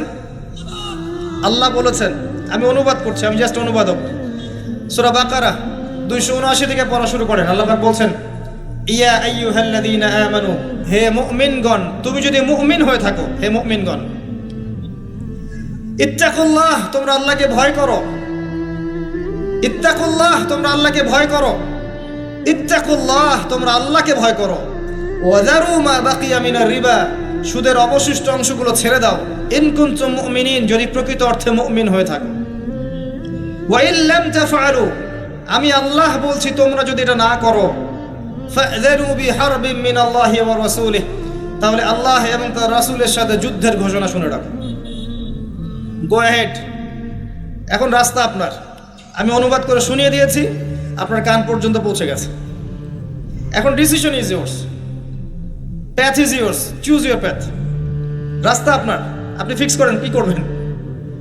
যদি আপনি সুদ খান 1 নাম্বার, অথবা দেন 2 নাম্বার, 3 আপনি সাক্ষী থাকেন, 4 লিখে রাখেন, আপনি সমান পাপী। এই 4 শ্রেণীর মানুষকে নবী সাল্লাল্লাহু আলাইহি ওয়াসাল্লাম অভিশাপ দিয়েছেন, লাআনত করেছেন। আর নবী সাল্লাল্লাহু আলাইহি ওয়াসাল্লাম অভিশাপ নিয়ে যদি আমরা কবরে যাই, তাহলে মান নবিয়ুক উত্তর দিতে পারবো, এটা বিশ্বাস করা বোকামি। তার অভিশাপ নিয়ে যদি আমরা হাসরের মাঠে উঠি, হাউজে কাউসারের পানি পাবো, প্রত্যাশা করাটা বোকামি হবে। তার অভিশাপ নিয়ে যদি আমরা হাসরের মাঠে উঠি, তাহলে তিনি আমাদের জন্য সুপারিশ করবেন, এটা ভাবা বোকামি হবে। মেরাজের রাতে আল্লাহ রাসূল দেখে এসেছেন, 1 শ্রেণীর মানুষকে রক্তের নদীতে ফেলে মাথা ফাটিয়ে দেয়া হচ্ছে। নবী জিজ্ঞাসা করলেন সাল্লাল্লাহু আলাইহি ওয়াসাল্লাম, এরা কারা হে জিবরাইল? জিবরাইল আলাইহিস সালাম বললেন, এরা আপনার উম্মতের সেই সব ব্যক্তি যারা ছিল সুদখোর, যারা সুদের মধ্য দিয়ে মানুষের রক্ত চুষে খেয়েছে, আজকে রক্তের নদীতে এদেরকে ফেলে মাথা ফাটিয়ে দেয়া হচ্ছে। কি করবেন আপনি ফিক্স করেন। ইসলাম তরবারির জোরে ছড়ায় নাই। আমি আপনার গর্দানে তরোয়াল ধরে বলবো না যে সুদ ছেড়ে দেন, বলবো? কেউ বলবে না। ইসলাম এভাবে ছড়ায় নাই। ইসলাম সৌন্দর্য দিয়ে ছড়িয়েছে, সুন্দর উপদেশ দিয়ে ছড়িয়েছে। উদউ ইলা সাবিলি রাব্বিকা বিল হিকমা ওয়াল মাউইযাতিল হাসানাহ ওয়াজাদিলহুম বিল্লাতি হিয়া আহসান। এভাবে ইসলাম ছড়িয়েছে। ফাযাক্কির ইন নাফাআতিয যিকরা সায়াযাক্কারু মান ইয়াখশা। হে নবী, আপনি উপদেশ দিন, যদি উপদেশ কাজে লাগে শীঘ্রই যারা আল্লাহকে ভয় করে তারা আপনার উপদেশ গ্রহণ করবে ইনশাআল্লাহ। ওয়া ইয়াতাজান্নাবুহাল আশকা, যারা পাপাচারী ফাসিক তারা উপদেশ গ্রহণ করবে না। ফাযাক্কির ইন্নামা আনতা মুযাক্কির, আপনি উপদেশ দিন, আপনি শুধু উপদেশদাতা। লাস্তা আলাইহিম বিমুসাইতির, আপনি কারো উপর দারোগা নন। এটা একজন দায়ীর কাজ, একজন আলেমের কাজ, এর বেশি কিছু না। আমাদের ম্যাক্সিমাম রিজিকের মধ্যে সুদ ঢুকে গেছে। হয় আমরা খাচ্ছি, না হলে দিচ্ছি, না হলে সাক্ষী থাকছি, না হলে লিখে রাখছি। আরেকটা কথা বলি, এই হাদিসটাও শুনে রাখেন। নবী করিম সাল্লাল্লাহু আলাইহি ওয়াসাল্লাম কার নবী? আপনার তো, আপনারই তো নবী। তিনি বলেছেন সুদের পাপের ৭৩টা শাখা আছে। কতটা? যার সর্বনিম্ন শাখা হচ্ছে নিজের মায়ের সাথে জেনা করা। এখানে যদি একটা বিল্ডিং থাকে, যে বিল্ডিং এর মধ্যে মনে করেন কথার কথা না আউযুবিল্লাহ অনেক প্রস্টিটিউট মহিলা আছে, কথা বুঝতে পারছেন? এখানে আছে অনেক প্রস্টিটিউট মহিলা যারা এখনকার ভাষায় সেক্স ওয়ার্কার্স, কারণ তারা যৌনকর্মী বলতে চায়, পতিতা শব্দ ইউজ করতে চায় না। তারা এটাকে একটা স্বীকৃতি দিতে চেষ্টা করছে আর কি। সেক্স ওয়ার্কার্স এটা একটা কাজ, নাউযুবিল্লাহ। এই কারণেই সমাজে বেশি বেশি মহামারী ছড়াবে। এই কারণেই সমাজে এমন কিছু পাপ ছড়াবে, এমন কিছু রোগ ছড়াবে যে এই রোগগুলো কখনো ছিল না ইতিহাসে। এই কারণেই হাদিসে এসেছে শেষ জামানায় যখন অশ্লীলতা বেড়ে যাবে, বেহায়াপনা বেড়ে যাবে, নগ্নতা বেড়ে যাবে, তখন সমাজে বেশি বেশি এমন রোগ ছড়াবে যে এই রোগগুলো আগে কখনো ছিল না। মনে করেন এখানে এমন একটা বিল্ডিং আছে, সেখানে কিছু সেক্স ওয়ার্কার্স আছে, এখানে কেউ ম্যানেজার, কেউ কাজ করে, কেউ মনে করেন দারোয়ান, কেউ মনে করেন ডিলার এগিয়ে দিচ্ছে, কেউ মনে করেন যে ঘরে ঢুকিয়ে দিচ্ছে, ইত্যাদি ইত্যাদি। এক একজন এক এক সেকশনে কাজ করছে, আর একটা কর্পোরেট সেকশনের মতো। এখন আপনি কি তাদের কারো বাসায় দাওয়াত খেতে চাইবেন? চাইবেন? আপনি কি তাদের কারো উপার্জন খেতে চাইবেন? যদি এমন হয় এখানে সব সেক্স ওয়ার্কার্স নয়, সবাই আমাদের মা, নাউযুবিল্লাহ। শব্দটা প্রয়োগ করলাম আঘাত করার জন্য, কারণ নবীজি বলেছেন মায়ের কথা। মনে করেন এরা সবাই আমাদের মা, নাউযুবিল্লাহ। এখন কি আপনি এটাকে পছন্দ করবেন? এখানে যদি কেউ কাজ করে তার রিজিক খেতে চাইবেন? রিবার মধ্য দিয়ে আমরা এগুলো করছি, কোনো ফিকির নাই, যায় আসে না কাজ কারো কিছু, দিব্যি খাচ্ছে। যখন দেখবেন পাপ করতে করতে করতে করতে আমার মনের মধ্যে কোনো রিয়াকশন হচ্ছে না, তখন বুঝে নেবেন কলব মরে গেছে, ডিস্ট্রয়েড, ডেড হার্ট। হ্যাঁ, একজন মুমিনের পরিচয় হচ্ছে ছোট ছোট পাপ তার কাছে পাহাড়ের মতো মনে হবে, আর একজন ফাসিকের পরিচয় হচ্ছে বড় বড় পাপ তার কাছে মাছির মতো মনে হয়, তাড়ালেই চলে যাবে।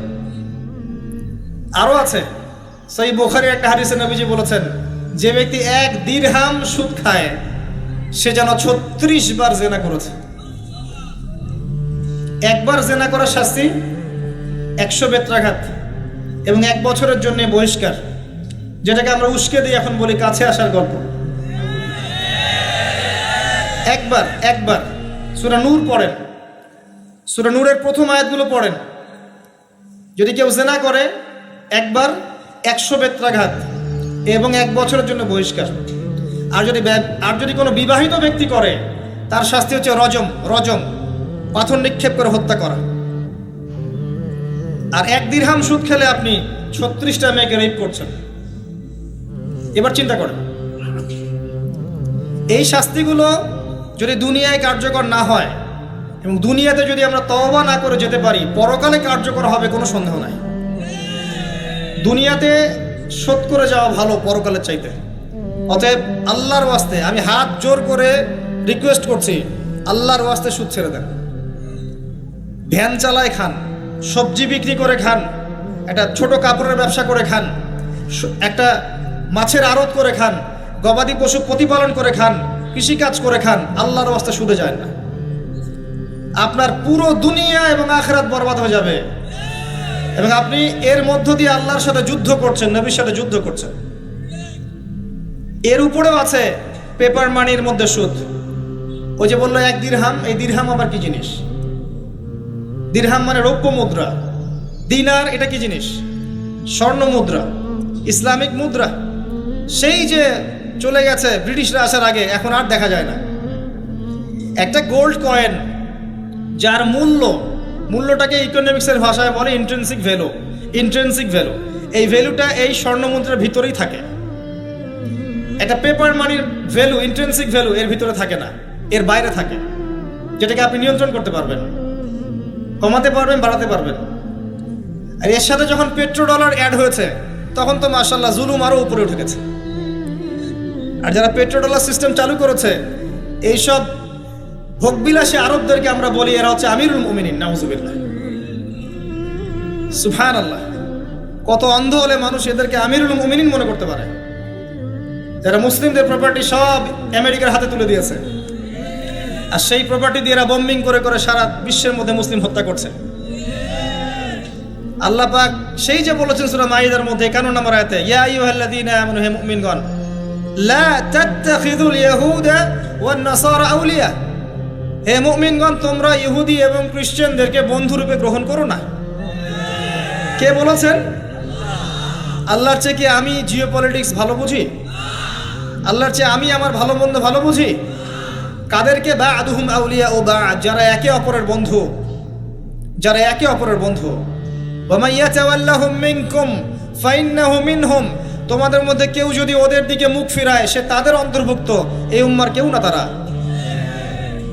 সে যেই হোক, বিশ্বের এইসব নামধারী মুসলিম কান্ট্রিদের চাইতে বাংলাদেশের পররাষ্ট্রনীতি অনেক ভালো আছে, 1000 গুণে ভালো আছে।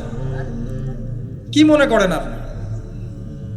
এসব ফাসেকা জালেমদেরকে আপনি আমিরুল মুমিনিন মনে করছেন? আল্লাহ পাক বোঝার তৌফিক দান করুন। আসেন, রিবার কথা বলতে গিয়ে কথাটা আসছি, ইন্ট্রিনসিক ভ্যালু বলে একটা বিষয় আছে। এত ডিটেলস বিষয় মাহফিলে বলা সম্ভব না, এতটুকু বলবো যে ইনশাআল্লাহু তাআলা আপনি যদি আপনার সম্পদকে সাস্টেইনেবল অ্যাসেটে রূপান্তরিত করেন, আগামী দিনগুলোতে আপনি ইনশাআল্লাহ জিতবেন, আদারওয়াইজ হেরে যাবেন। ফর এক্সাম্পল, আপনি যদি আপনার সম্পদকে জমিতে কনভার্ট করেন, গবাদি পশুর প্রজেক্ট করেন, আপনি যদি মাছের প্রজেক্ট করেন, ব্যবসা ইনভেস্ট করেন, বা কিছু গোল্ড রাখেন, কিছু সিলভার, কিছু আপনার রূপা রাখেন, ইত্যাদি ইত্যাদি, পরবর্তী সময়গুলোতে গিয়ে আপনার সম্পদের মান কমে যাবে না, ইনশাআল্লাহ বাড়বে। কিন্তু আপনি সমস্ত সম্পদ যদি পেপার মানির মধ্যে রেখে দেন, আস্তে আস্তে আপনার সম্পদের মান কমবে। সামনে 10, 15, 20, 30 বছর পর আপনি সম্পদ হারাবেন। এর চেয়ে বেশি কিছু আমি বলতে পারবো না, বাকিটা আপনারা পড়াশোনা করে বুঝে নেবেন। যেটা বলতে চাচ্ছি, ইকোনমিক সেকশনে আমরা সবাই মোটামুটি হারামের সাথে সম্পৃক্ত। এর পাশাপাশি আছে আবার ঘুষ, আছে না? না দিলে চাকরি হয় না, সুবহানাল্লাহ। আবার অনেক আলেম ফতোয়া দিচ্ছে এখন, তুমি যদি যোগ্য হয়ে থাকো কিন্তু তোমাকে জব দিচ্ছে না, তাহলে তোমার জন্য ঘুষ দেওয়া জায়েজ। সুবহানাল্লাহ, কত ঘুরিয়ে ফিরিয়ে জায়েজ করছি আমরা, আল্লাহ ভালো জানেন। যে নিবে আর যে দিবে সমান অপরাধী দুইজন। একজন ব্যক্তি মাদক দ্রব্য সেবন করে, আরেকজন ব্যক্তি মাদক উৎপাদন করে, কেউ সেল করে, কেউ ডিস্ট্রিবিউট করে, সবাই অপরাধী না? এরপরে আবার আছে দেখবেন অন্যের সম্পদ আত্মসাৎ করা, দুর্নীতি করছি, অন্যের সম্পদ আত্মসাৎ করছি। অনেক সময় দিনের লেবাজেই, ধার্মিকতার লেবাজেই মানুষের সম্পদ লুটে পুটে খাচ্ছে। কত মাজার কাছে যায় দেখেন, মানুষের সম্পদ কিভাবে লুটে খাচ্ছে আল্লাহ ভালো জানে। ওখানে যত মোমবাতি জমা পড়ে, এগুলো বিক্রি করলে মনে একটা পদ্মা সেতু হবে, আল্লাহ ভালো জানে। বেশি বলে ফেলাইছে মনে হয়। যাই হোক, এমন অনেক জায়গা আছে, গরু ছাগল দিচ্ছে, মাশাআল্লাহ মানতের টাকা দিচ্ছে। এই যে কয়দিন আগে দেখলাম একটা চ্যানেলেই দেখলাম, দান বাক্স খুলেছে, কোটি কোটি টাকা বের হচ্ছে এখন থেকে। জি, আমি মনে করতে পারছি না, বাট আমি দেখেছিলাম। তো না, ঠিক আছে, মসজিদে টাকা দিতে পারে মানুষ, সমস্যা নাই। আমি বলছি এমন জায়গা যেখানে আল্লাহর সাথে শিরক হচ্ছে। বিষয়টা হচ্ছে আমরা ধর্মের লেবাসে অনেক সময় মানুষের সম্পদ লুটে পড়ে খাচ্ছি না? অনেক মুসলিম আছে যারা বোনের সম্পত্তির অধিকার দেয় নাই। আল্লাহ রাস্তায় সময় দিয়ে আসে, চিল্লা দিয়ে আসে, বলছে যে আমার বোন তো আমাকে সম্পত্তি দান করে দিয়েছে, মাশাল্লাহ। আমরা কেমনে দান করছে ভাই? তো বলে আমি ওকে বলছি তুই যদি আমাকে দিস তো সব হবে। তো দিয়ে দিচ্ছে, মাশাল্লাহ। তা বললাম যে আপনি মরার আগে ওটা তাকে সওয়াবের আশায় দিয়ে দিয়েন, এই অবস্থায় মরেন না। আমরা অনেক সময় ধর্মের লেবাসেও মানুষের সম্পদ আত্মসাৎ করি, কোনো সন্দেহ নাই। আল্লাহ পাক আমাদেরকেও হেফাজত করুন, আমিন। এক কথায় বলতে চাই প্রিয় ভাইয়েরা, পরিবারের মধ্যে হারাম রিজিককে ঢুকতে দিয়েন না। হারাম রিজিক ঢুকলে পরে আপনার ইবাদত কবুল হবে না। আপনি ছোটখাটো কিছু করেন, হালাল রিজিক খান, অল্পতে আল্লাহ পাক সন্তুষ্ট হয়ে যাবেন ইনশাআল্লাহ তাআলা। আল্লাহ পাক তো বেশি কিছু চান না আমাদের কাছে। আল্লাহ পাক কি চান? আমরা তাকে ভালোবাসি, আমরা তার জন্য আমাদের ইবাদতগুলো ঢেলে দেই, তার সাথে শিরক না করি, তার নবীর সুন্নাহ মতো চলি, একটু হালাল খাই, একটু পর্দা করি, বাচ্চা কাচ্চাদেরকে ইসলামী আদর্শে বড় করি, পরিবারের আদর্শটা একটু ঠিক করি। এত বেশি কিছু কি আল্লাহ পাক চান আমাদের কাছে? আল্লাহ পাক কি আমাদের কলার ধরে জিজ্ঞাসা করবেন দুনিয়াতে ইসলামী খেলাফত কায়েম করে আসো নাই কেন? বলবেন না, এটা বলবেন না আল্লাহ পাক আমাদেরকে। কিন্তু যাকে আল্লাহ পাক ওই ক্ষমতা দিয়েছেন তাকে বলবেন তোমাকে ক্ষমতা দিয়েছিলাম, তুমি কেন করো নাই? কথা বুঝতে পারছেন? সবার জন্য সবকিছু না, আমরা সাধারণ মানুষ। সাধারণ মানুষের জন্য সাধারণ কাজগুলো যথেষ্ট। একটু পড়াশোনা করেন, আল্লাহ পাক তৌফিক দান করুক, একটু আমল করেন, একটু পর্দা করেন, একটু হালাল খান, তাওহীদে থাকেন, সুন্নতে থাকেন, নবীর মতো লাইফ কাটান, 5 ওয়াক্ত নামাজ পড়েন, সামর্থ্য হলে যাকাত দেন, রমজান মাসে রোজা রাখেন, সামর্থ্য হলে হজ করেন, ইনশাল্লাহ আপনি জান্নাতি। একটা হাদিস আমি পড়েছি ফয়জুল কালাম বইয়ের মধ্যে, মাদ্রাসায় পড়ানো হয়, ক্লাসিক্যাল একটা বই, সবাই কিনতে পারেন। ফয়জুল কালাম অত্যন্ত চমৎকার হাদিসের একটা বই। এর মধ্যে একটা হাদিস আছে যেটা পড়ে শান্তি লাগে, মনে হয় যে না আশা আছে পরকালে বাঁচার। সেটা হচ্ছে নবী সাল্লাল্লাহু আলাইহি ওয়াসাল্লাম সাহাবীদেরকে বলছেন যে তোমরা সাহাবীরা এমন একটা যুগে বাস করছো যেই যুগে ইসলামের 10% কেউ যদি ছেড়ে দেয় সে ধ্বংস হয়ে যাবে। কথা বুঝতে পারছেন? সাহাবীদেরকে নবীজি বলছেন তোমরা এমন একটা যুগে বাস করছো যেই যুগে যদি ইসলামের 10% 1/10 কেউ ছেড়ে দেয় সে ধ্বংস হয়ে যাবে। কিন্তু তোমাদের পরে এমন একটা যুগ আসবে যেই যুগে মানুষরা যদি ইসলামের 10% ধরে রাখতে পারে সফল হয়ে যাবে। এটা সেই যুগ না? আপনার এই যুগে প্রতিটা সেক্টরেই ফিতনা।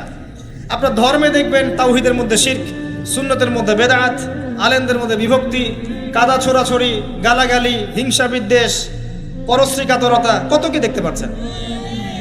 আপনি ধর্মের মধ্যে শিরক দেখছেন, বেদাত দেখছেন, অর্থনীতিতে হারাম দেখছেন, পরিবারের মধ্যে বস্তুবাদিতা দেখছেন, কি দেখছেন না?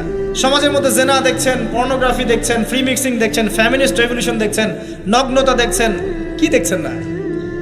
অর্থনৈতিক জীবনে আপনি এগুলো দেখছেন, বৈশ্বিক জীবনে আপনি মারামারি, কাটাকাটি, রাহাজানি দেখছেন, হত্যা, রক্তপাত দেখছেন। কোন যুগে বসে আছেন আপনি? এই যুগে আপনি 10% আমল করেন, জান্নাতি হয়ে যাবেন ইনশাআল্লাহ। আল্লাহ পাক তৌফিক দান করুন, কবুল করুন। একটা বিষয় হচ্ছে আমল করা, একটা বিষয় হচ্ছে আকীদা পোষণ করা। আমি যদি আকীদা পোষণ করি যে ইসলামের মধ্যে, কোরআন এবং সুন্নাহর মধ্যে প্রতিটা বিষয়ের সমাধান আছে, এটা যদি আপনি বিশ্বাস করেন, এরপরে অল্প আমল করেন, কোনো সমস্যা নেই ইনশাআল্লাহ। কারণ আপনার আকীদা ঠিক আছে। আপনি আমল করতে পারেন নাই কিন্তু আকীদা ঠিক ছিল, আপনি মেনে নিয়েছেন লা ইলাহা ইল্লাল্লাহ, কোনো ইলাহ নেই আল্লাহ ছাড়া, মুহাম্মাদুর রাসূলুল্লাহ, কোরআন হুজ্জাতুল্লাহ, কোরআন আল্লাহর হুজ্জা, সুন্নাহ তারিকাতুন নবী, এটা আল্লাহর নবীর তরিকা। এগুলোর মধ্যে সব কিছুর সমাধান আছে, এটা আপনি মেনে নিয়েছেন মন থেকে। এবার আমল করতে গিয়ে আপনি পারছেন না, নামাজ পড়ছেন 5 ওয়াক্ত, হয়তো পরিবারটা ঠিক মতো করতে পারছেন না, চেষ্টা করছেন, হালালে থাকার চেষ্টা করছেন, কখনো কখনো হারাম ঢুকে যাচ্ছে, আপনি চেষ্টা চালিয়ে যাচ্ছেন ক্রমবর্ধমানভাবে, কিন্তু আপনি আকীদা রাখেন, এটাই চূড়ান্ত, এটাই সঠিক, ইনশাআল্লাহ আল্লাহ পাক আপনার সব গুনাহ মাফ করে দিবেন। আর একজন ব্যক্তি আকীদাই রাখে না, সে মনে করে ইসলাম ওই যুগে চলতে, ওই যুগে চলে না। সে মনে করে কোরআন এবং সুন্নাহ সব কিছু নাই, আমার মস্তিষ্ক প্রসূত বুদ্ধি সব কিছু। কেউ মনে করে সায়েন্সই সব কিছু, কেউ মনে করে মানব রচিত বিধানই সব কিছু। কেউ যদি এগুলোকে চূড়ান্ত মনে করে তখন আমল আর কাজে আসবে না। এই বাতিল আকীদা নিয়ে বেশি বেশি আমল করেও লাভ নাই। আকীদা আগে স্পষ্ট করতে হয়, পরিষ্কার করতে হয়। আল্লাহ পাক আমাদেরকে পরিচ্ছন্ন আকীদা দান করুন, আমিন। রিজিকের ব্যাপারে প্রিয় ভাইরা সচেতন হয়ে যান।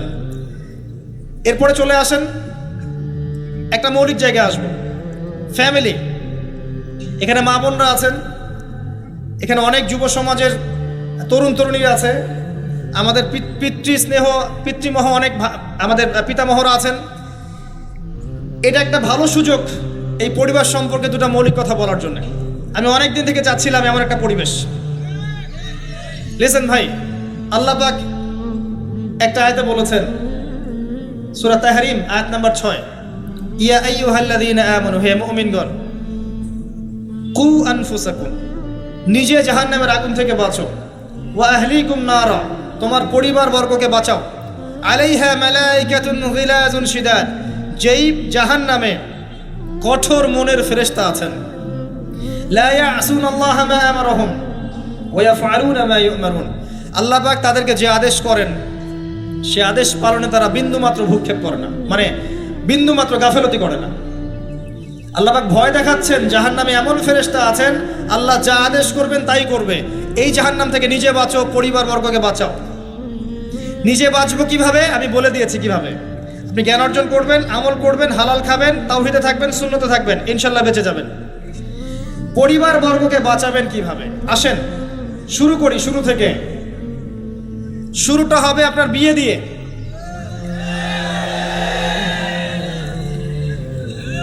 এত এক্সাইটেড হওয়ার কিছু নাই, কারণ এটা এমন একটা বিষয় যেটা করেন নাই বলে এক্সাইটমেন্ট বাড়ছে, করার পরে পস্তাতেও পারেন। এটা এমনই দিল্লি কা লাড্ডু, যে খাবে সেও পস্তাবে, যে খাবে না সে বেচারাও পস্তাবে। তবে আপনারা খেয়ে পস্তান, আলহামদুলিল্লাহ। এমনভাবে শুরু করেন না পরিবারটা যে আপনি একজন তরুণী, আপনি একজন তরুণ, বিয়ে করছেন, বিয়ের সময়ে দিনদারিতা বাদ দিয়ে অন্য কিছু দেখতে যায় না। যদিও বা অর্থ সম্পদ, বংশমর্যাদা, সৌন্দর্যের কথা হাদিসে এসেছে, হাদিসটা এমন নয় যে তোমরা 4টা গুণ দেখেই বিয়ে করবো, এমন নয়। হাদিসটা এমন নয়, অনুবাদটা অনেকেই ভুল করে, অনেকেই ভুল করে। হাদিসে বলা হয়নি কখনো 4টা গুণ দেখেই বিয়ে করো, এটা নয়। বরং বলা হয়েছে 4টা গুণ দেখে বিয়ে করা হয়। কথা কি বুঝতে পারছেন? কেউ এটা দেখে, কেউ এটা দেখে। তোমরা দিনদারিতা দেখো, না হলে তোমাদের হাত ধুলোয় ধূসরিত হবে। হাদিসটা এমন। এক্ষেত্রে কি আমরা বলবো, প্রথমত বিয়েটাকে সহজ করে দেন। বিয়েটাকে সহজ না করলে সমাজে জেনা বাড়তে থাকবে, এবং জেনা বাড়ার কারণ আছে। যখন পর্নোগ্রাফিটাতে ফ্রি অ্যাক্সেস দেওয়া হয়েছে, মানুষ রাতের বেলা পর্ন দেখতে পারে, কেউ বাধা দেওয়ার নাই। উপরের সেকশন থেকে কিন্তু এটাকে বন্ধ করে দেওয়া যেত। পৃথিবীর অনেক কান্ট্রি আছে যেখানে অনেক কিছু চলে না। চাইনিজরা ফেসবুক ইউজ করে না, করে? ওরা কি উন্নত জাতি না? ওরা তো এখন আমেরিকাকে যদি বলে ওঠো উঠবে, আমেরিকাকে বসতে বলে বসবে। ওরা এমন জায়গায় চলে গেছে। ওই ইউক্রেন ইস্যু নিয়ে আমেরিকা, ন্যাটো আর এই ব্রিটেন আর ফ্রান্স আর ইসরায়েল কিছুই করতে পারবে না ইনশাআল্লাহ, বিকজ এখানে একটা বড় অ্যালায়েন্স আছে চায়না এবং রাশিয়ার। কিছুই করতে পারবে না। বরং এর যে উদ্দেশ্যে এটা কাজ করেছিল তারা, এটাতে সফল হবে না তারা ইনশাআল্লাহ। আজকের টপিক এটা না, আমি এদিকে যাচ্ছি না। মূল বিষয়টা হচ্ছে যে সহজ করতে হবে বিয়েটাকে। উপযুক্ত বয়স হয়ে গেলেই একটা উপার্জনের সোর্স খুঁজবেন আগে। বেকার অবস্থায় বিয়ে করতে যাবেন না, উপার্জনের সোর্স খুঁজবেন, তারপরে আপনি আপনার পরিবারকে বলবেন আমার বয়স হয়েছে, আমাকে বিয়ে দাও। এবার আসেন, বিয়ের সময় দিনদারিতা ছাড়া অন্য কিছু দেখতে যায় না। এরপরে যদি সে সুন্দর হয় বা সুন্দরী হয় বা ভালো বংশের হয়, অথবা দেখা যায় যে ভালো টাকা পয়সা ওলা ইত্যাদি ইত্যাদি, এটা আপনার নূরুন আলা নূর, এটা বোনাস। কিন্তু এগুলো যদি নাও থাকে, শুধু দিনদারিতা থাকে, আপনি রাজি হয়ে যান। পরিবারের কর্তাদেরকেও বলবো যে মেয়ে বিয়ে দেওয়ার সময় ছেলের টাকা পয়সা দেখতে যায় না, ছেলের স্ট্যাটাস দেখতে যায় না বেশি বেশি। পরে দেখবেন এই মেয়ে ওর ঘরে গিয়ে পস্তাচ্ছে। আর ছেলের পিতাদেরকেও বলবো, ছেলেকে যখন বিয়ে দিবেন, একটা মেয়েকে কিনে নিব আর সাথে কিছু যৌতুকের টাকাও নিব, এই টেন্ডেন্সি নিয়ে বিয়ে করতে যায় না। ওই বিয়েতে বারাকা বেশি, যেখানে খরচ কম, যেখানে বেশি হট্টগোল নাই। চট্টগ্রাম অঞ্চলের বিয়ের মতো না। একটা বিয়েতে মনে হয় 40-50 লাখ টাকা খরচ করে ফেলায়, গেটেই সাজাবে বলে 4-5 লাখ টাকা খরচ করে। সুবহানাল্লাহ। এই 5 লাখ টাকা দিয়ে এই 5 লাখ টাকা দিয়ে আর মনে হয় 10টা-20টা পরিবারকে বিয়ে দেওয়া যাবে। হ্যাঁ, লোহার আংটি দিয়ে বিয়ে করেছে সাহাবী। লোহার আংটিও নাই তোমার বাসায়? বলছে না ইয়া রাসূলুল্লাহ, লোহার আংটিও তো নাই আমার বাসায়। তাহলে কি করবা? কোরআনের কয়টা সূরা জানো? যে এই সূরাগুলো জানি, এগুলো শিখিয়ে দিও, যাও, মোহর হয়ে গেছে। কত সহজ বিয়ে, কত সহজ। আর এখন যেটা হয়, মেয়ে খুঁজবে দিনদার বিল গেটস, আর ছেলে খুঁজবে দিনদার ক্যাটরিনা। কথা বুঝতে পারছেন? প্রিয় ভাইয়েরা, দিনদারি থেকে প্রাধান্য দেন, আর কিচ্ছু না। আপনি সফল হবেন ইনশাআল্লাহ, শান্তি পাবেন। এবং বিয়ের পরে আল্লাহর পক্ষ থেকে একটা ভালোবাসা আসবে। যদি আপনি দেখেন যে আপনার স্ত্রী খাদিজা রাদিয়াল্লাহু আনহার মতো, আয়েশা রাদিয়াল্লাহু আনহার মতো, হাজেরা আলাইহিস সালামের মতো সবর করেনেওয়ালা, যে আপনাকে দিনের পথে এগোতে সাহায্য করে, তাহলে আর অন্যদিকে চোখ দেওয়ার দরকার নাই, রাজি হয়ে যান। এরপর আপনার পরিবার শুরু। এখানে উভয়ের মাঝে হৃদ্যতা, ভালোবাসা থাকতে হবে। তবে আরেকটা কথা বলে রাখি, সবাই মনোযোগ দিয়ে কথাটা শোনেন। একটা পরিবারের ভিত্তি শুধু ভালোবাসা দিয়ে টিকে থাকে না। একটা পরিবারের ভিত্তি টিকে থাকে আপোষের বিশ্বাসের উপরে। একে অপরকে বিশ্বাস করতে শিখতে হবে, একে অপরকে শ্রদ্ধা করতে হবে, একে অপরের সম্মান দিতে জানতে হবে। আপনাকে আপনার স্ত্রীকে আপন মনে করতে হবে, আপনাকে আপনার স্বামীকে আপন মনে করতে হবে। বাইরের মানুষ আপন নয়, এরা আপন আপনার। একজন একজন লেবাস, পোশাক। এরপরে আপনি মোহর শোধ করেন, আপনি সন্তান সন্ততি নেন, সন্তান সন্ততিদেরকে আল্লাহর এবং তার রাসূলের আদর্শে বড় করে তোলেন। পরিবারের মধ্যে তালিম চালু করেন, তালিম। পরিবারের মধ্যে তাওহীদ রাখেন, সুন্নত রাখেন, একসাথে খেতে বসেন। স্ত্রীকে হাদিয়া দেন, স্ত্রীকে গিফট দেন, তাকে মাঝে মাঝে ঘুরতে নিয়ে যান, তাকে নিয়ে রিফ্রেশমেন্টে যান, তাকে সময় দেন, তাকে টাইম দেন, তাকে সময় দেন। নবী সাল্লাল্লাহু আলাইহি ওয়াসাল্লাম আয়েশা রাদিয়াল্লাহু আনহার কোলে মাথা রেখে কোরআন তেলাওয়াত করতেন। তার সাথে চাঁদনি রাতে দৌড়েছেন এবং চাঁদ দেখেছেন, সফর করেছেন, রাতের বেলা হেঁটেছেন, সময় দিয়েছেন, খালি পায়ে হেঁটেছেন। সময় দেন। এখন এমন একটা অবস্থা যে পুরুষদেরকে মনে করা হয় যে তারা হচ্ছে মানি মেকিং মেশিন, তারা খালি টাকা পয়সা মেক করবে, আর স্ত্রীরা হচ্ছে ওই চুলা ঠেলবে সারাদিন। আমরা এমন মনে করে নিই আর কি। আবার এই যে ফ্যামিনিস্ট রেভলিউশন যখন থেকে আসছে, ফ্যামিনিস্ট রেভলিউশন কি জিনিস? দাজ্জালের ফলোয়ার্স আর কি, যে মেয়েদেরকে আপনি ঘরে রাখতে পারবেন না। তো তারা যখন থেকে এসেছে, ইমার্জ করেছে, তখন থেকে তার একটা কনসেপ্ট দিয়েছে যে পুরুষ আর নারী একে অপরের প্রতিদ্বন্দ্বী। দেখবেন প্রতিদ্বন্দ্বিতামূলক কথাবার্তা বলে। স্বামীর মুখের উপর তর্ক করতে যাবেন না। স্বামীকে বাইরের অনেকগুলো বিষয় ফেস করতে হয়। এখন স্বামী মনে করেন প্রশাসনে চাকরি করে, তাকে তার ডিউটি ফেস করতে হয়, তার বসকে মেনটেন করতে হয়, তার এগুলো সামলাতে হয়, তাকে বাজারঘাট করতে হয়। সারাদিন পরিশ্রম করে সে বাসায় ঢোকার পরে আপনি মুখটা গোমরা করে বসে থাকেন। স্বামী আহলান সাহলান করেন না, তাকে একটু আদর করেন না, মহব্বত করেন না, তো অটোমেটিকলি তো আপনার দিক থেকে তার মনটা চলে যাবে অন্যদিকে, স্বাভাবিক। আপনি আপনার স্বামীর জন্য সাজেন না, বাইরের মানুষের জন্য সেজে বুঝে আপনি মার্কেটে যান। প্রবলেম সেগুলা। এরা মনে করে স্বামী স্ত্রী একে অপরের প্রতিদ্বন্দ্বী, অথচ এরা একে অপরের পরিপূরক, একে অপরের পরিপূরক। উভয় হৃদ্যতা ভালোবাসায় পরিবার গড়ে ওঠে। যে পরিবারের মধ্যে হৃদ্যতা ভালোবাসা আছে, ওই পরিবারের বাচ্চা কাচ্চারা দেখবেন বড় আলেম হবে, বড় নেতা হবে, বড় কিছু হবে ইনশাআল্লাহ। যেখানে এগুলো নাই, ওই সন্তানরা বড় হয় হতাশার মধ্যে, কাজের বুয়ার কাছে, ডে কেয়ার সেন্টারে। এরা তো বড় হয়ে জঙ্গি হবেই, সন্ত্রাসী হবেই, স্বাভাবিক। ভালো প্যারেন্টিং দিতে পারে নাই। এরকম না বিষয়টা। সময় দিতে হবে, একে অপরের দায়িত্ব বুঝতে হবে, আপোষের মধ্যে বিশ্বাস থাকতে হবে, ভালোবাসা থাকতে হবে এবং সবরের মানসিকতা থাকতে হবে। মেয়েদের ব্যাপারে বলাই হয়েছে তারা বাঁকাহার, অতএব চাপ দিতে যায় না, ভেঙে যাবে। চাপ দিতে যায় না, ভেঙে যাবে। ওই অবস্থায় ছেড়ে দিলে ওই অবস্থায় থেকে যাবে। একটা কথা আমি বলি, আমি শিখেছি আমার লাইফ থেকে, আল্লাহ পাকের প্রতিটা সৃষ্টি এক একটা রূপক মেসেজ দিচ্ছে। জানেন, রাবার গাছ দেখেছেন? রাবার গাছ, যেই গাছ থেকে রাবার হয়, গাছটাকে দেখবেন পরিচ্ছন্ন, গাছটা পরিষ্কার। যে নিজে পরিষ্কার করে সে নিজেও পরিচ্ছন্ন। জমিনের মধ্যে দেখবেন মৃত জমিন, বৃষ্টি পড়লো, সজীব হয়ে উঠলো, সবুজ ধান ক্ষেত। এই সবুজ ধান ক্ষেতটা আপনার যৌবন, আস্তে আস্তে ফসল হবে, এই ফসল হওয়ার টাইমটা হচ্ছে আপনার পৌরত্ব।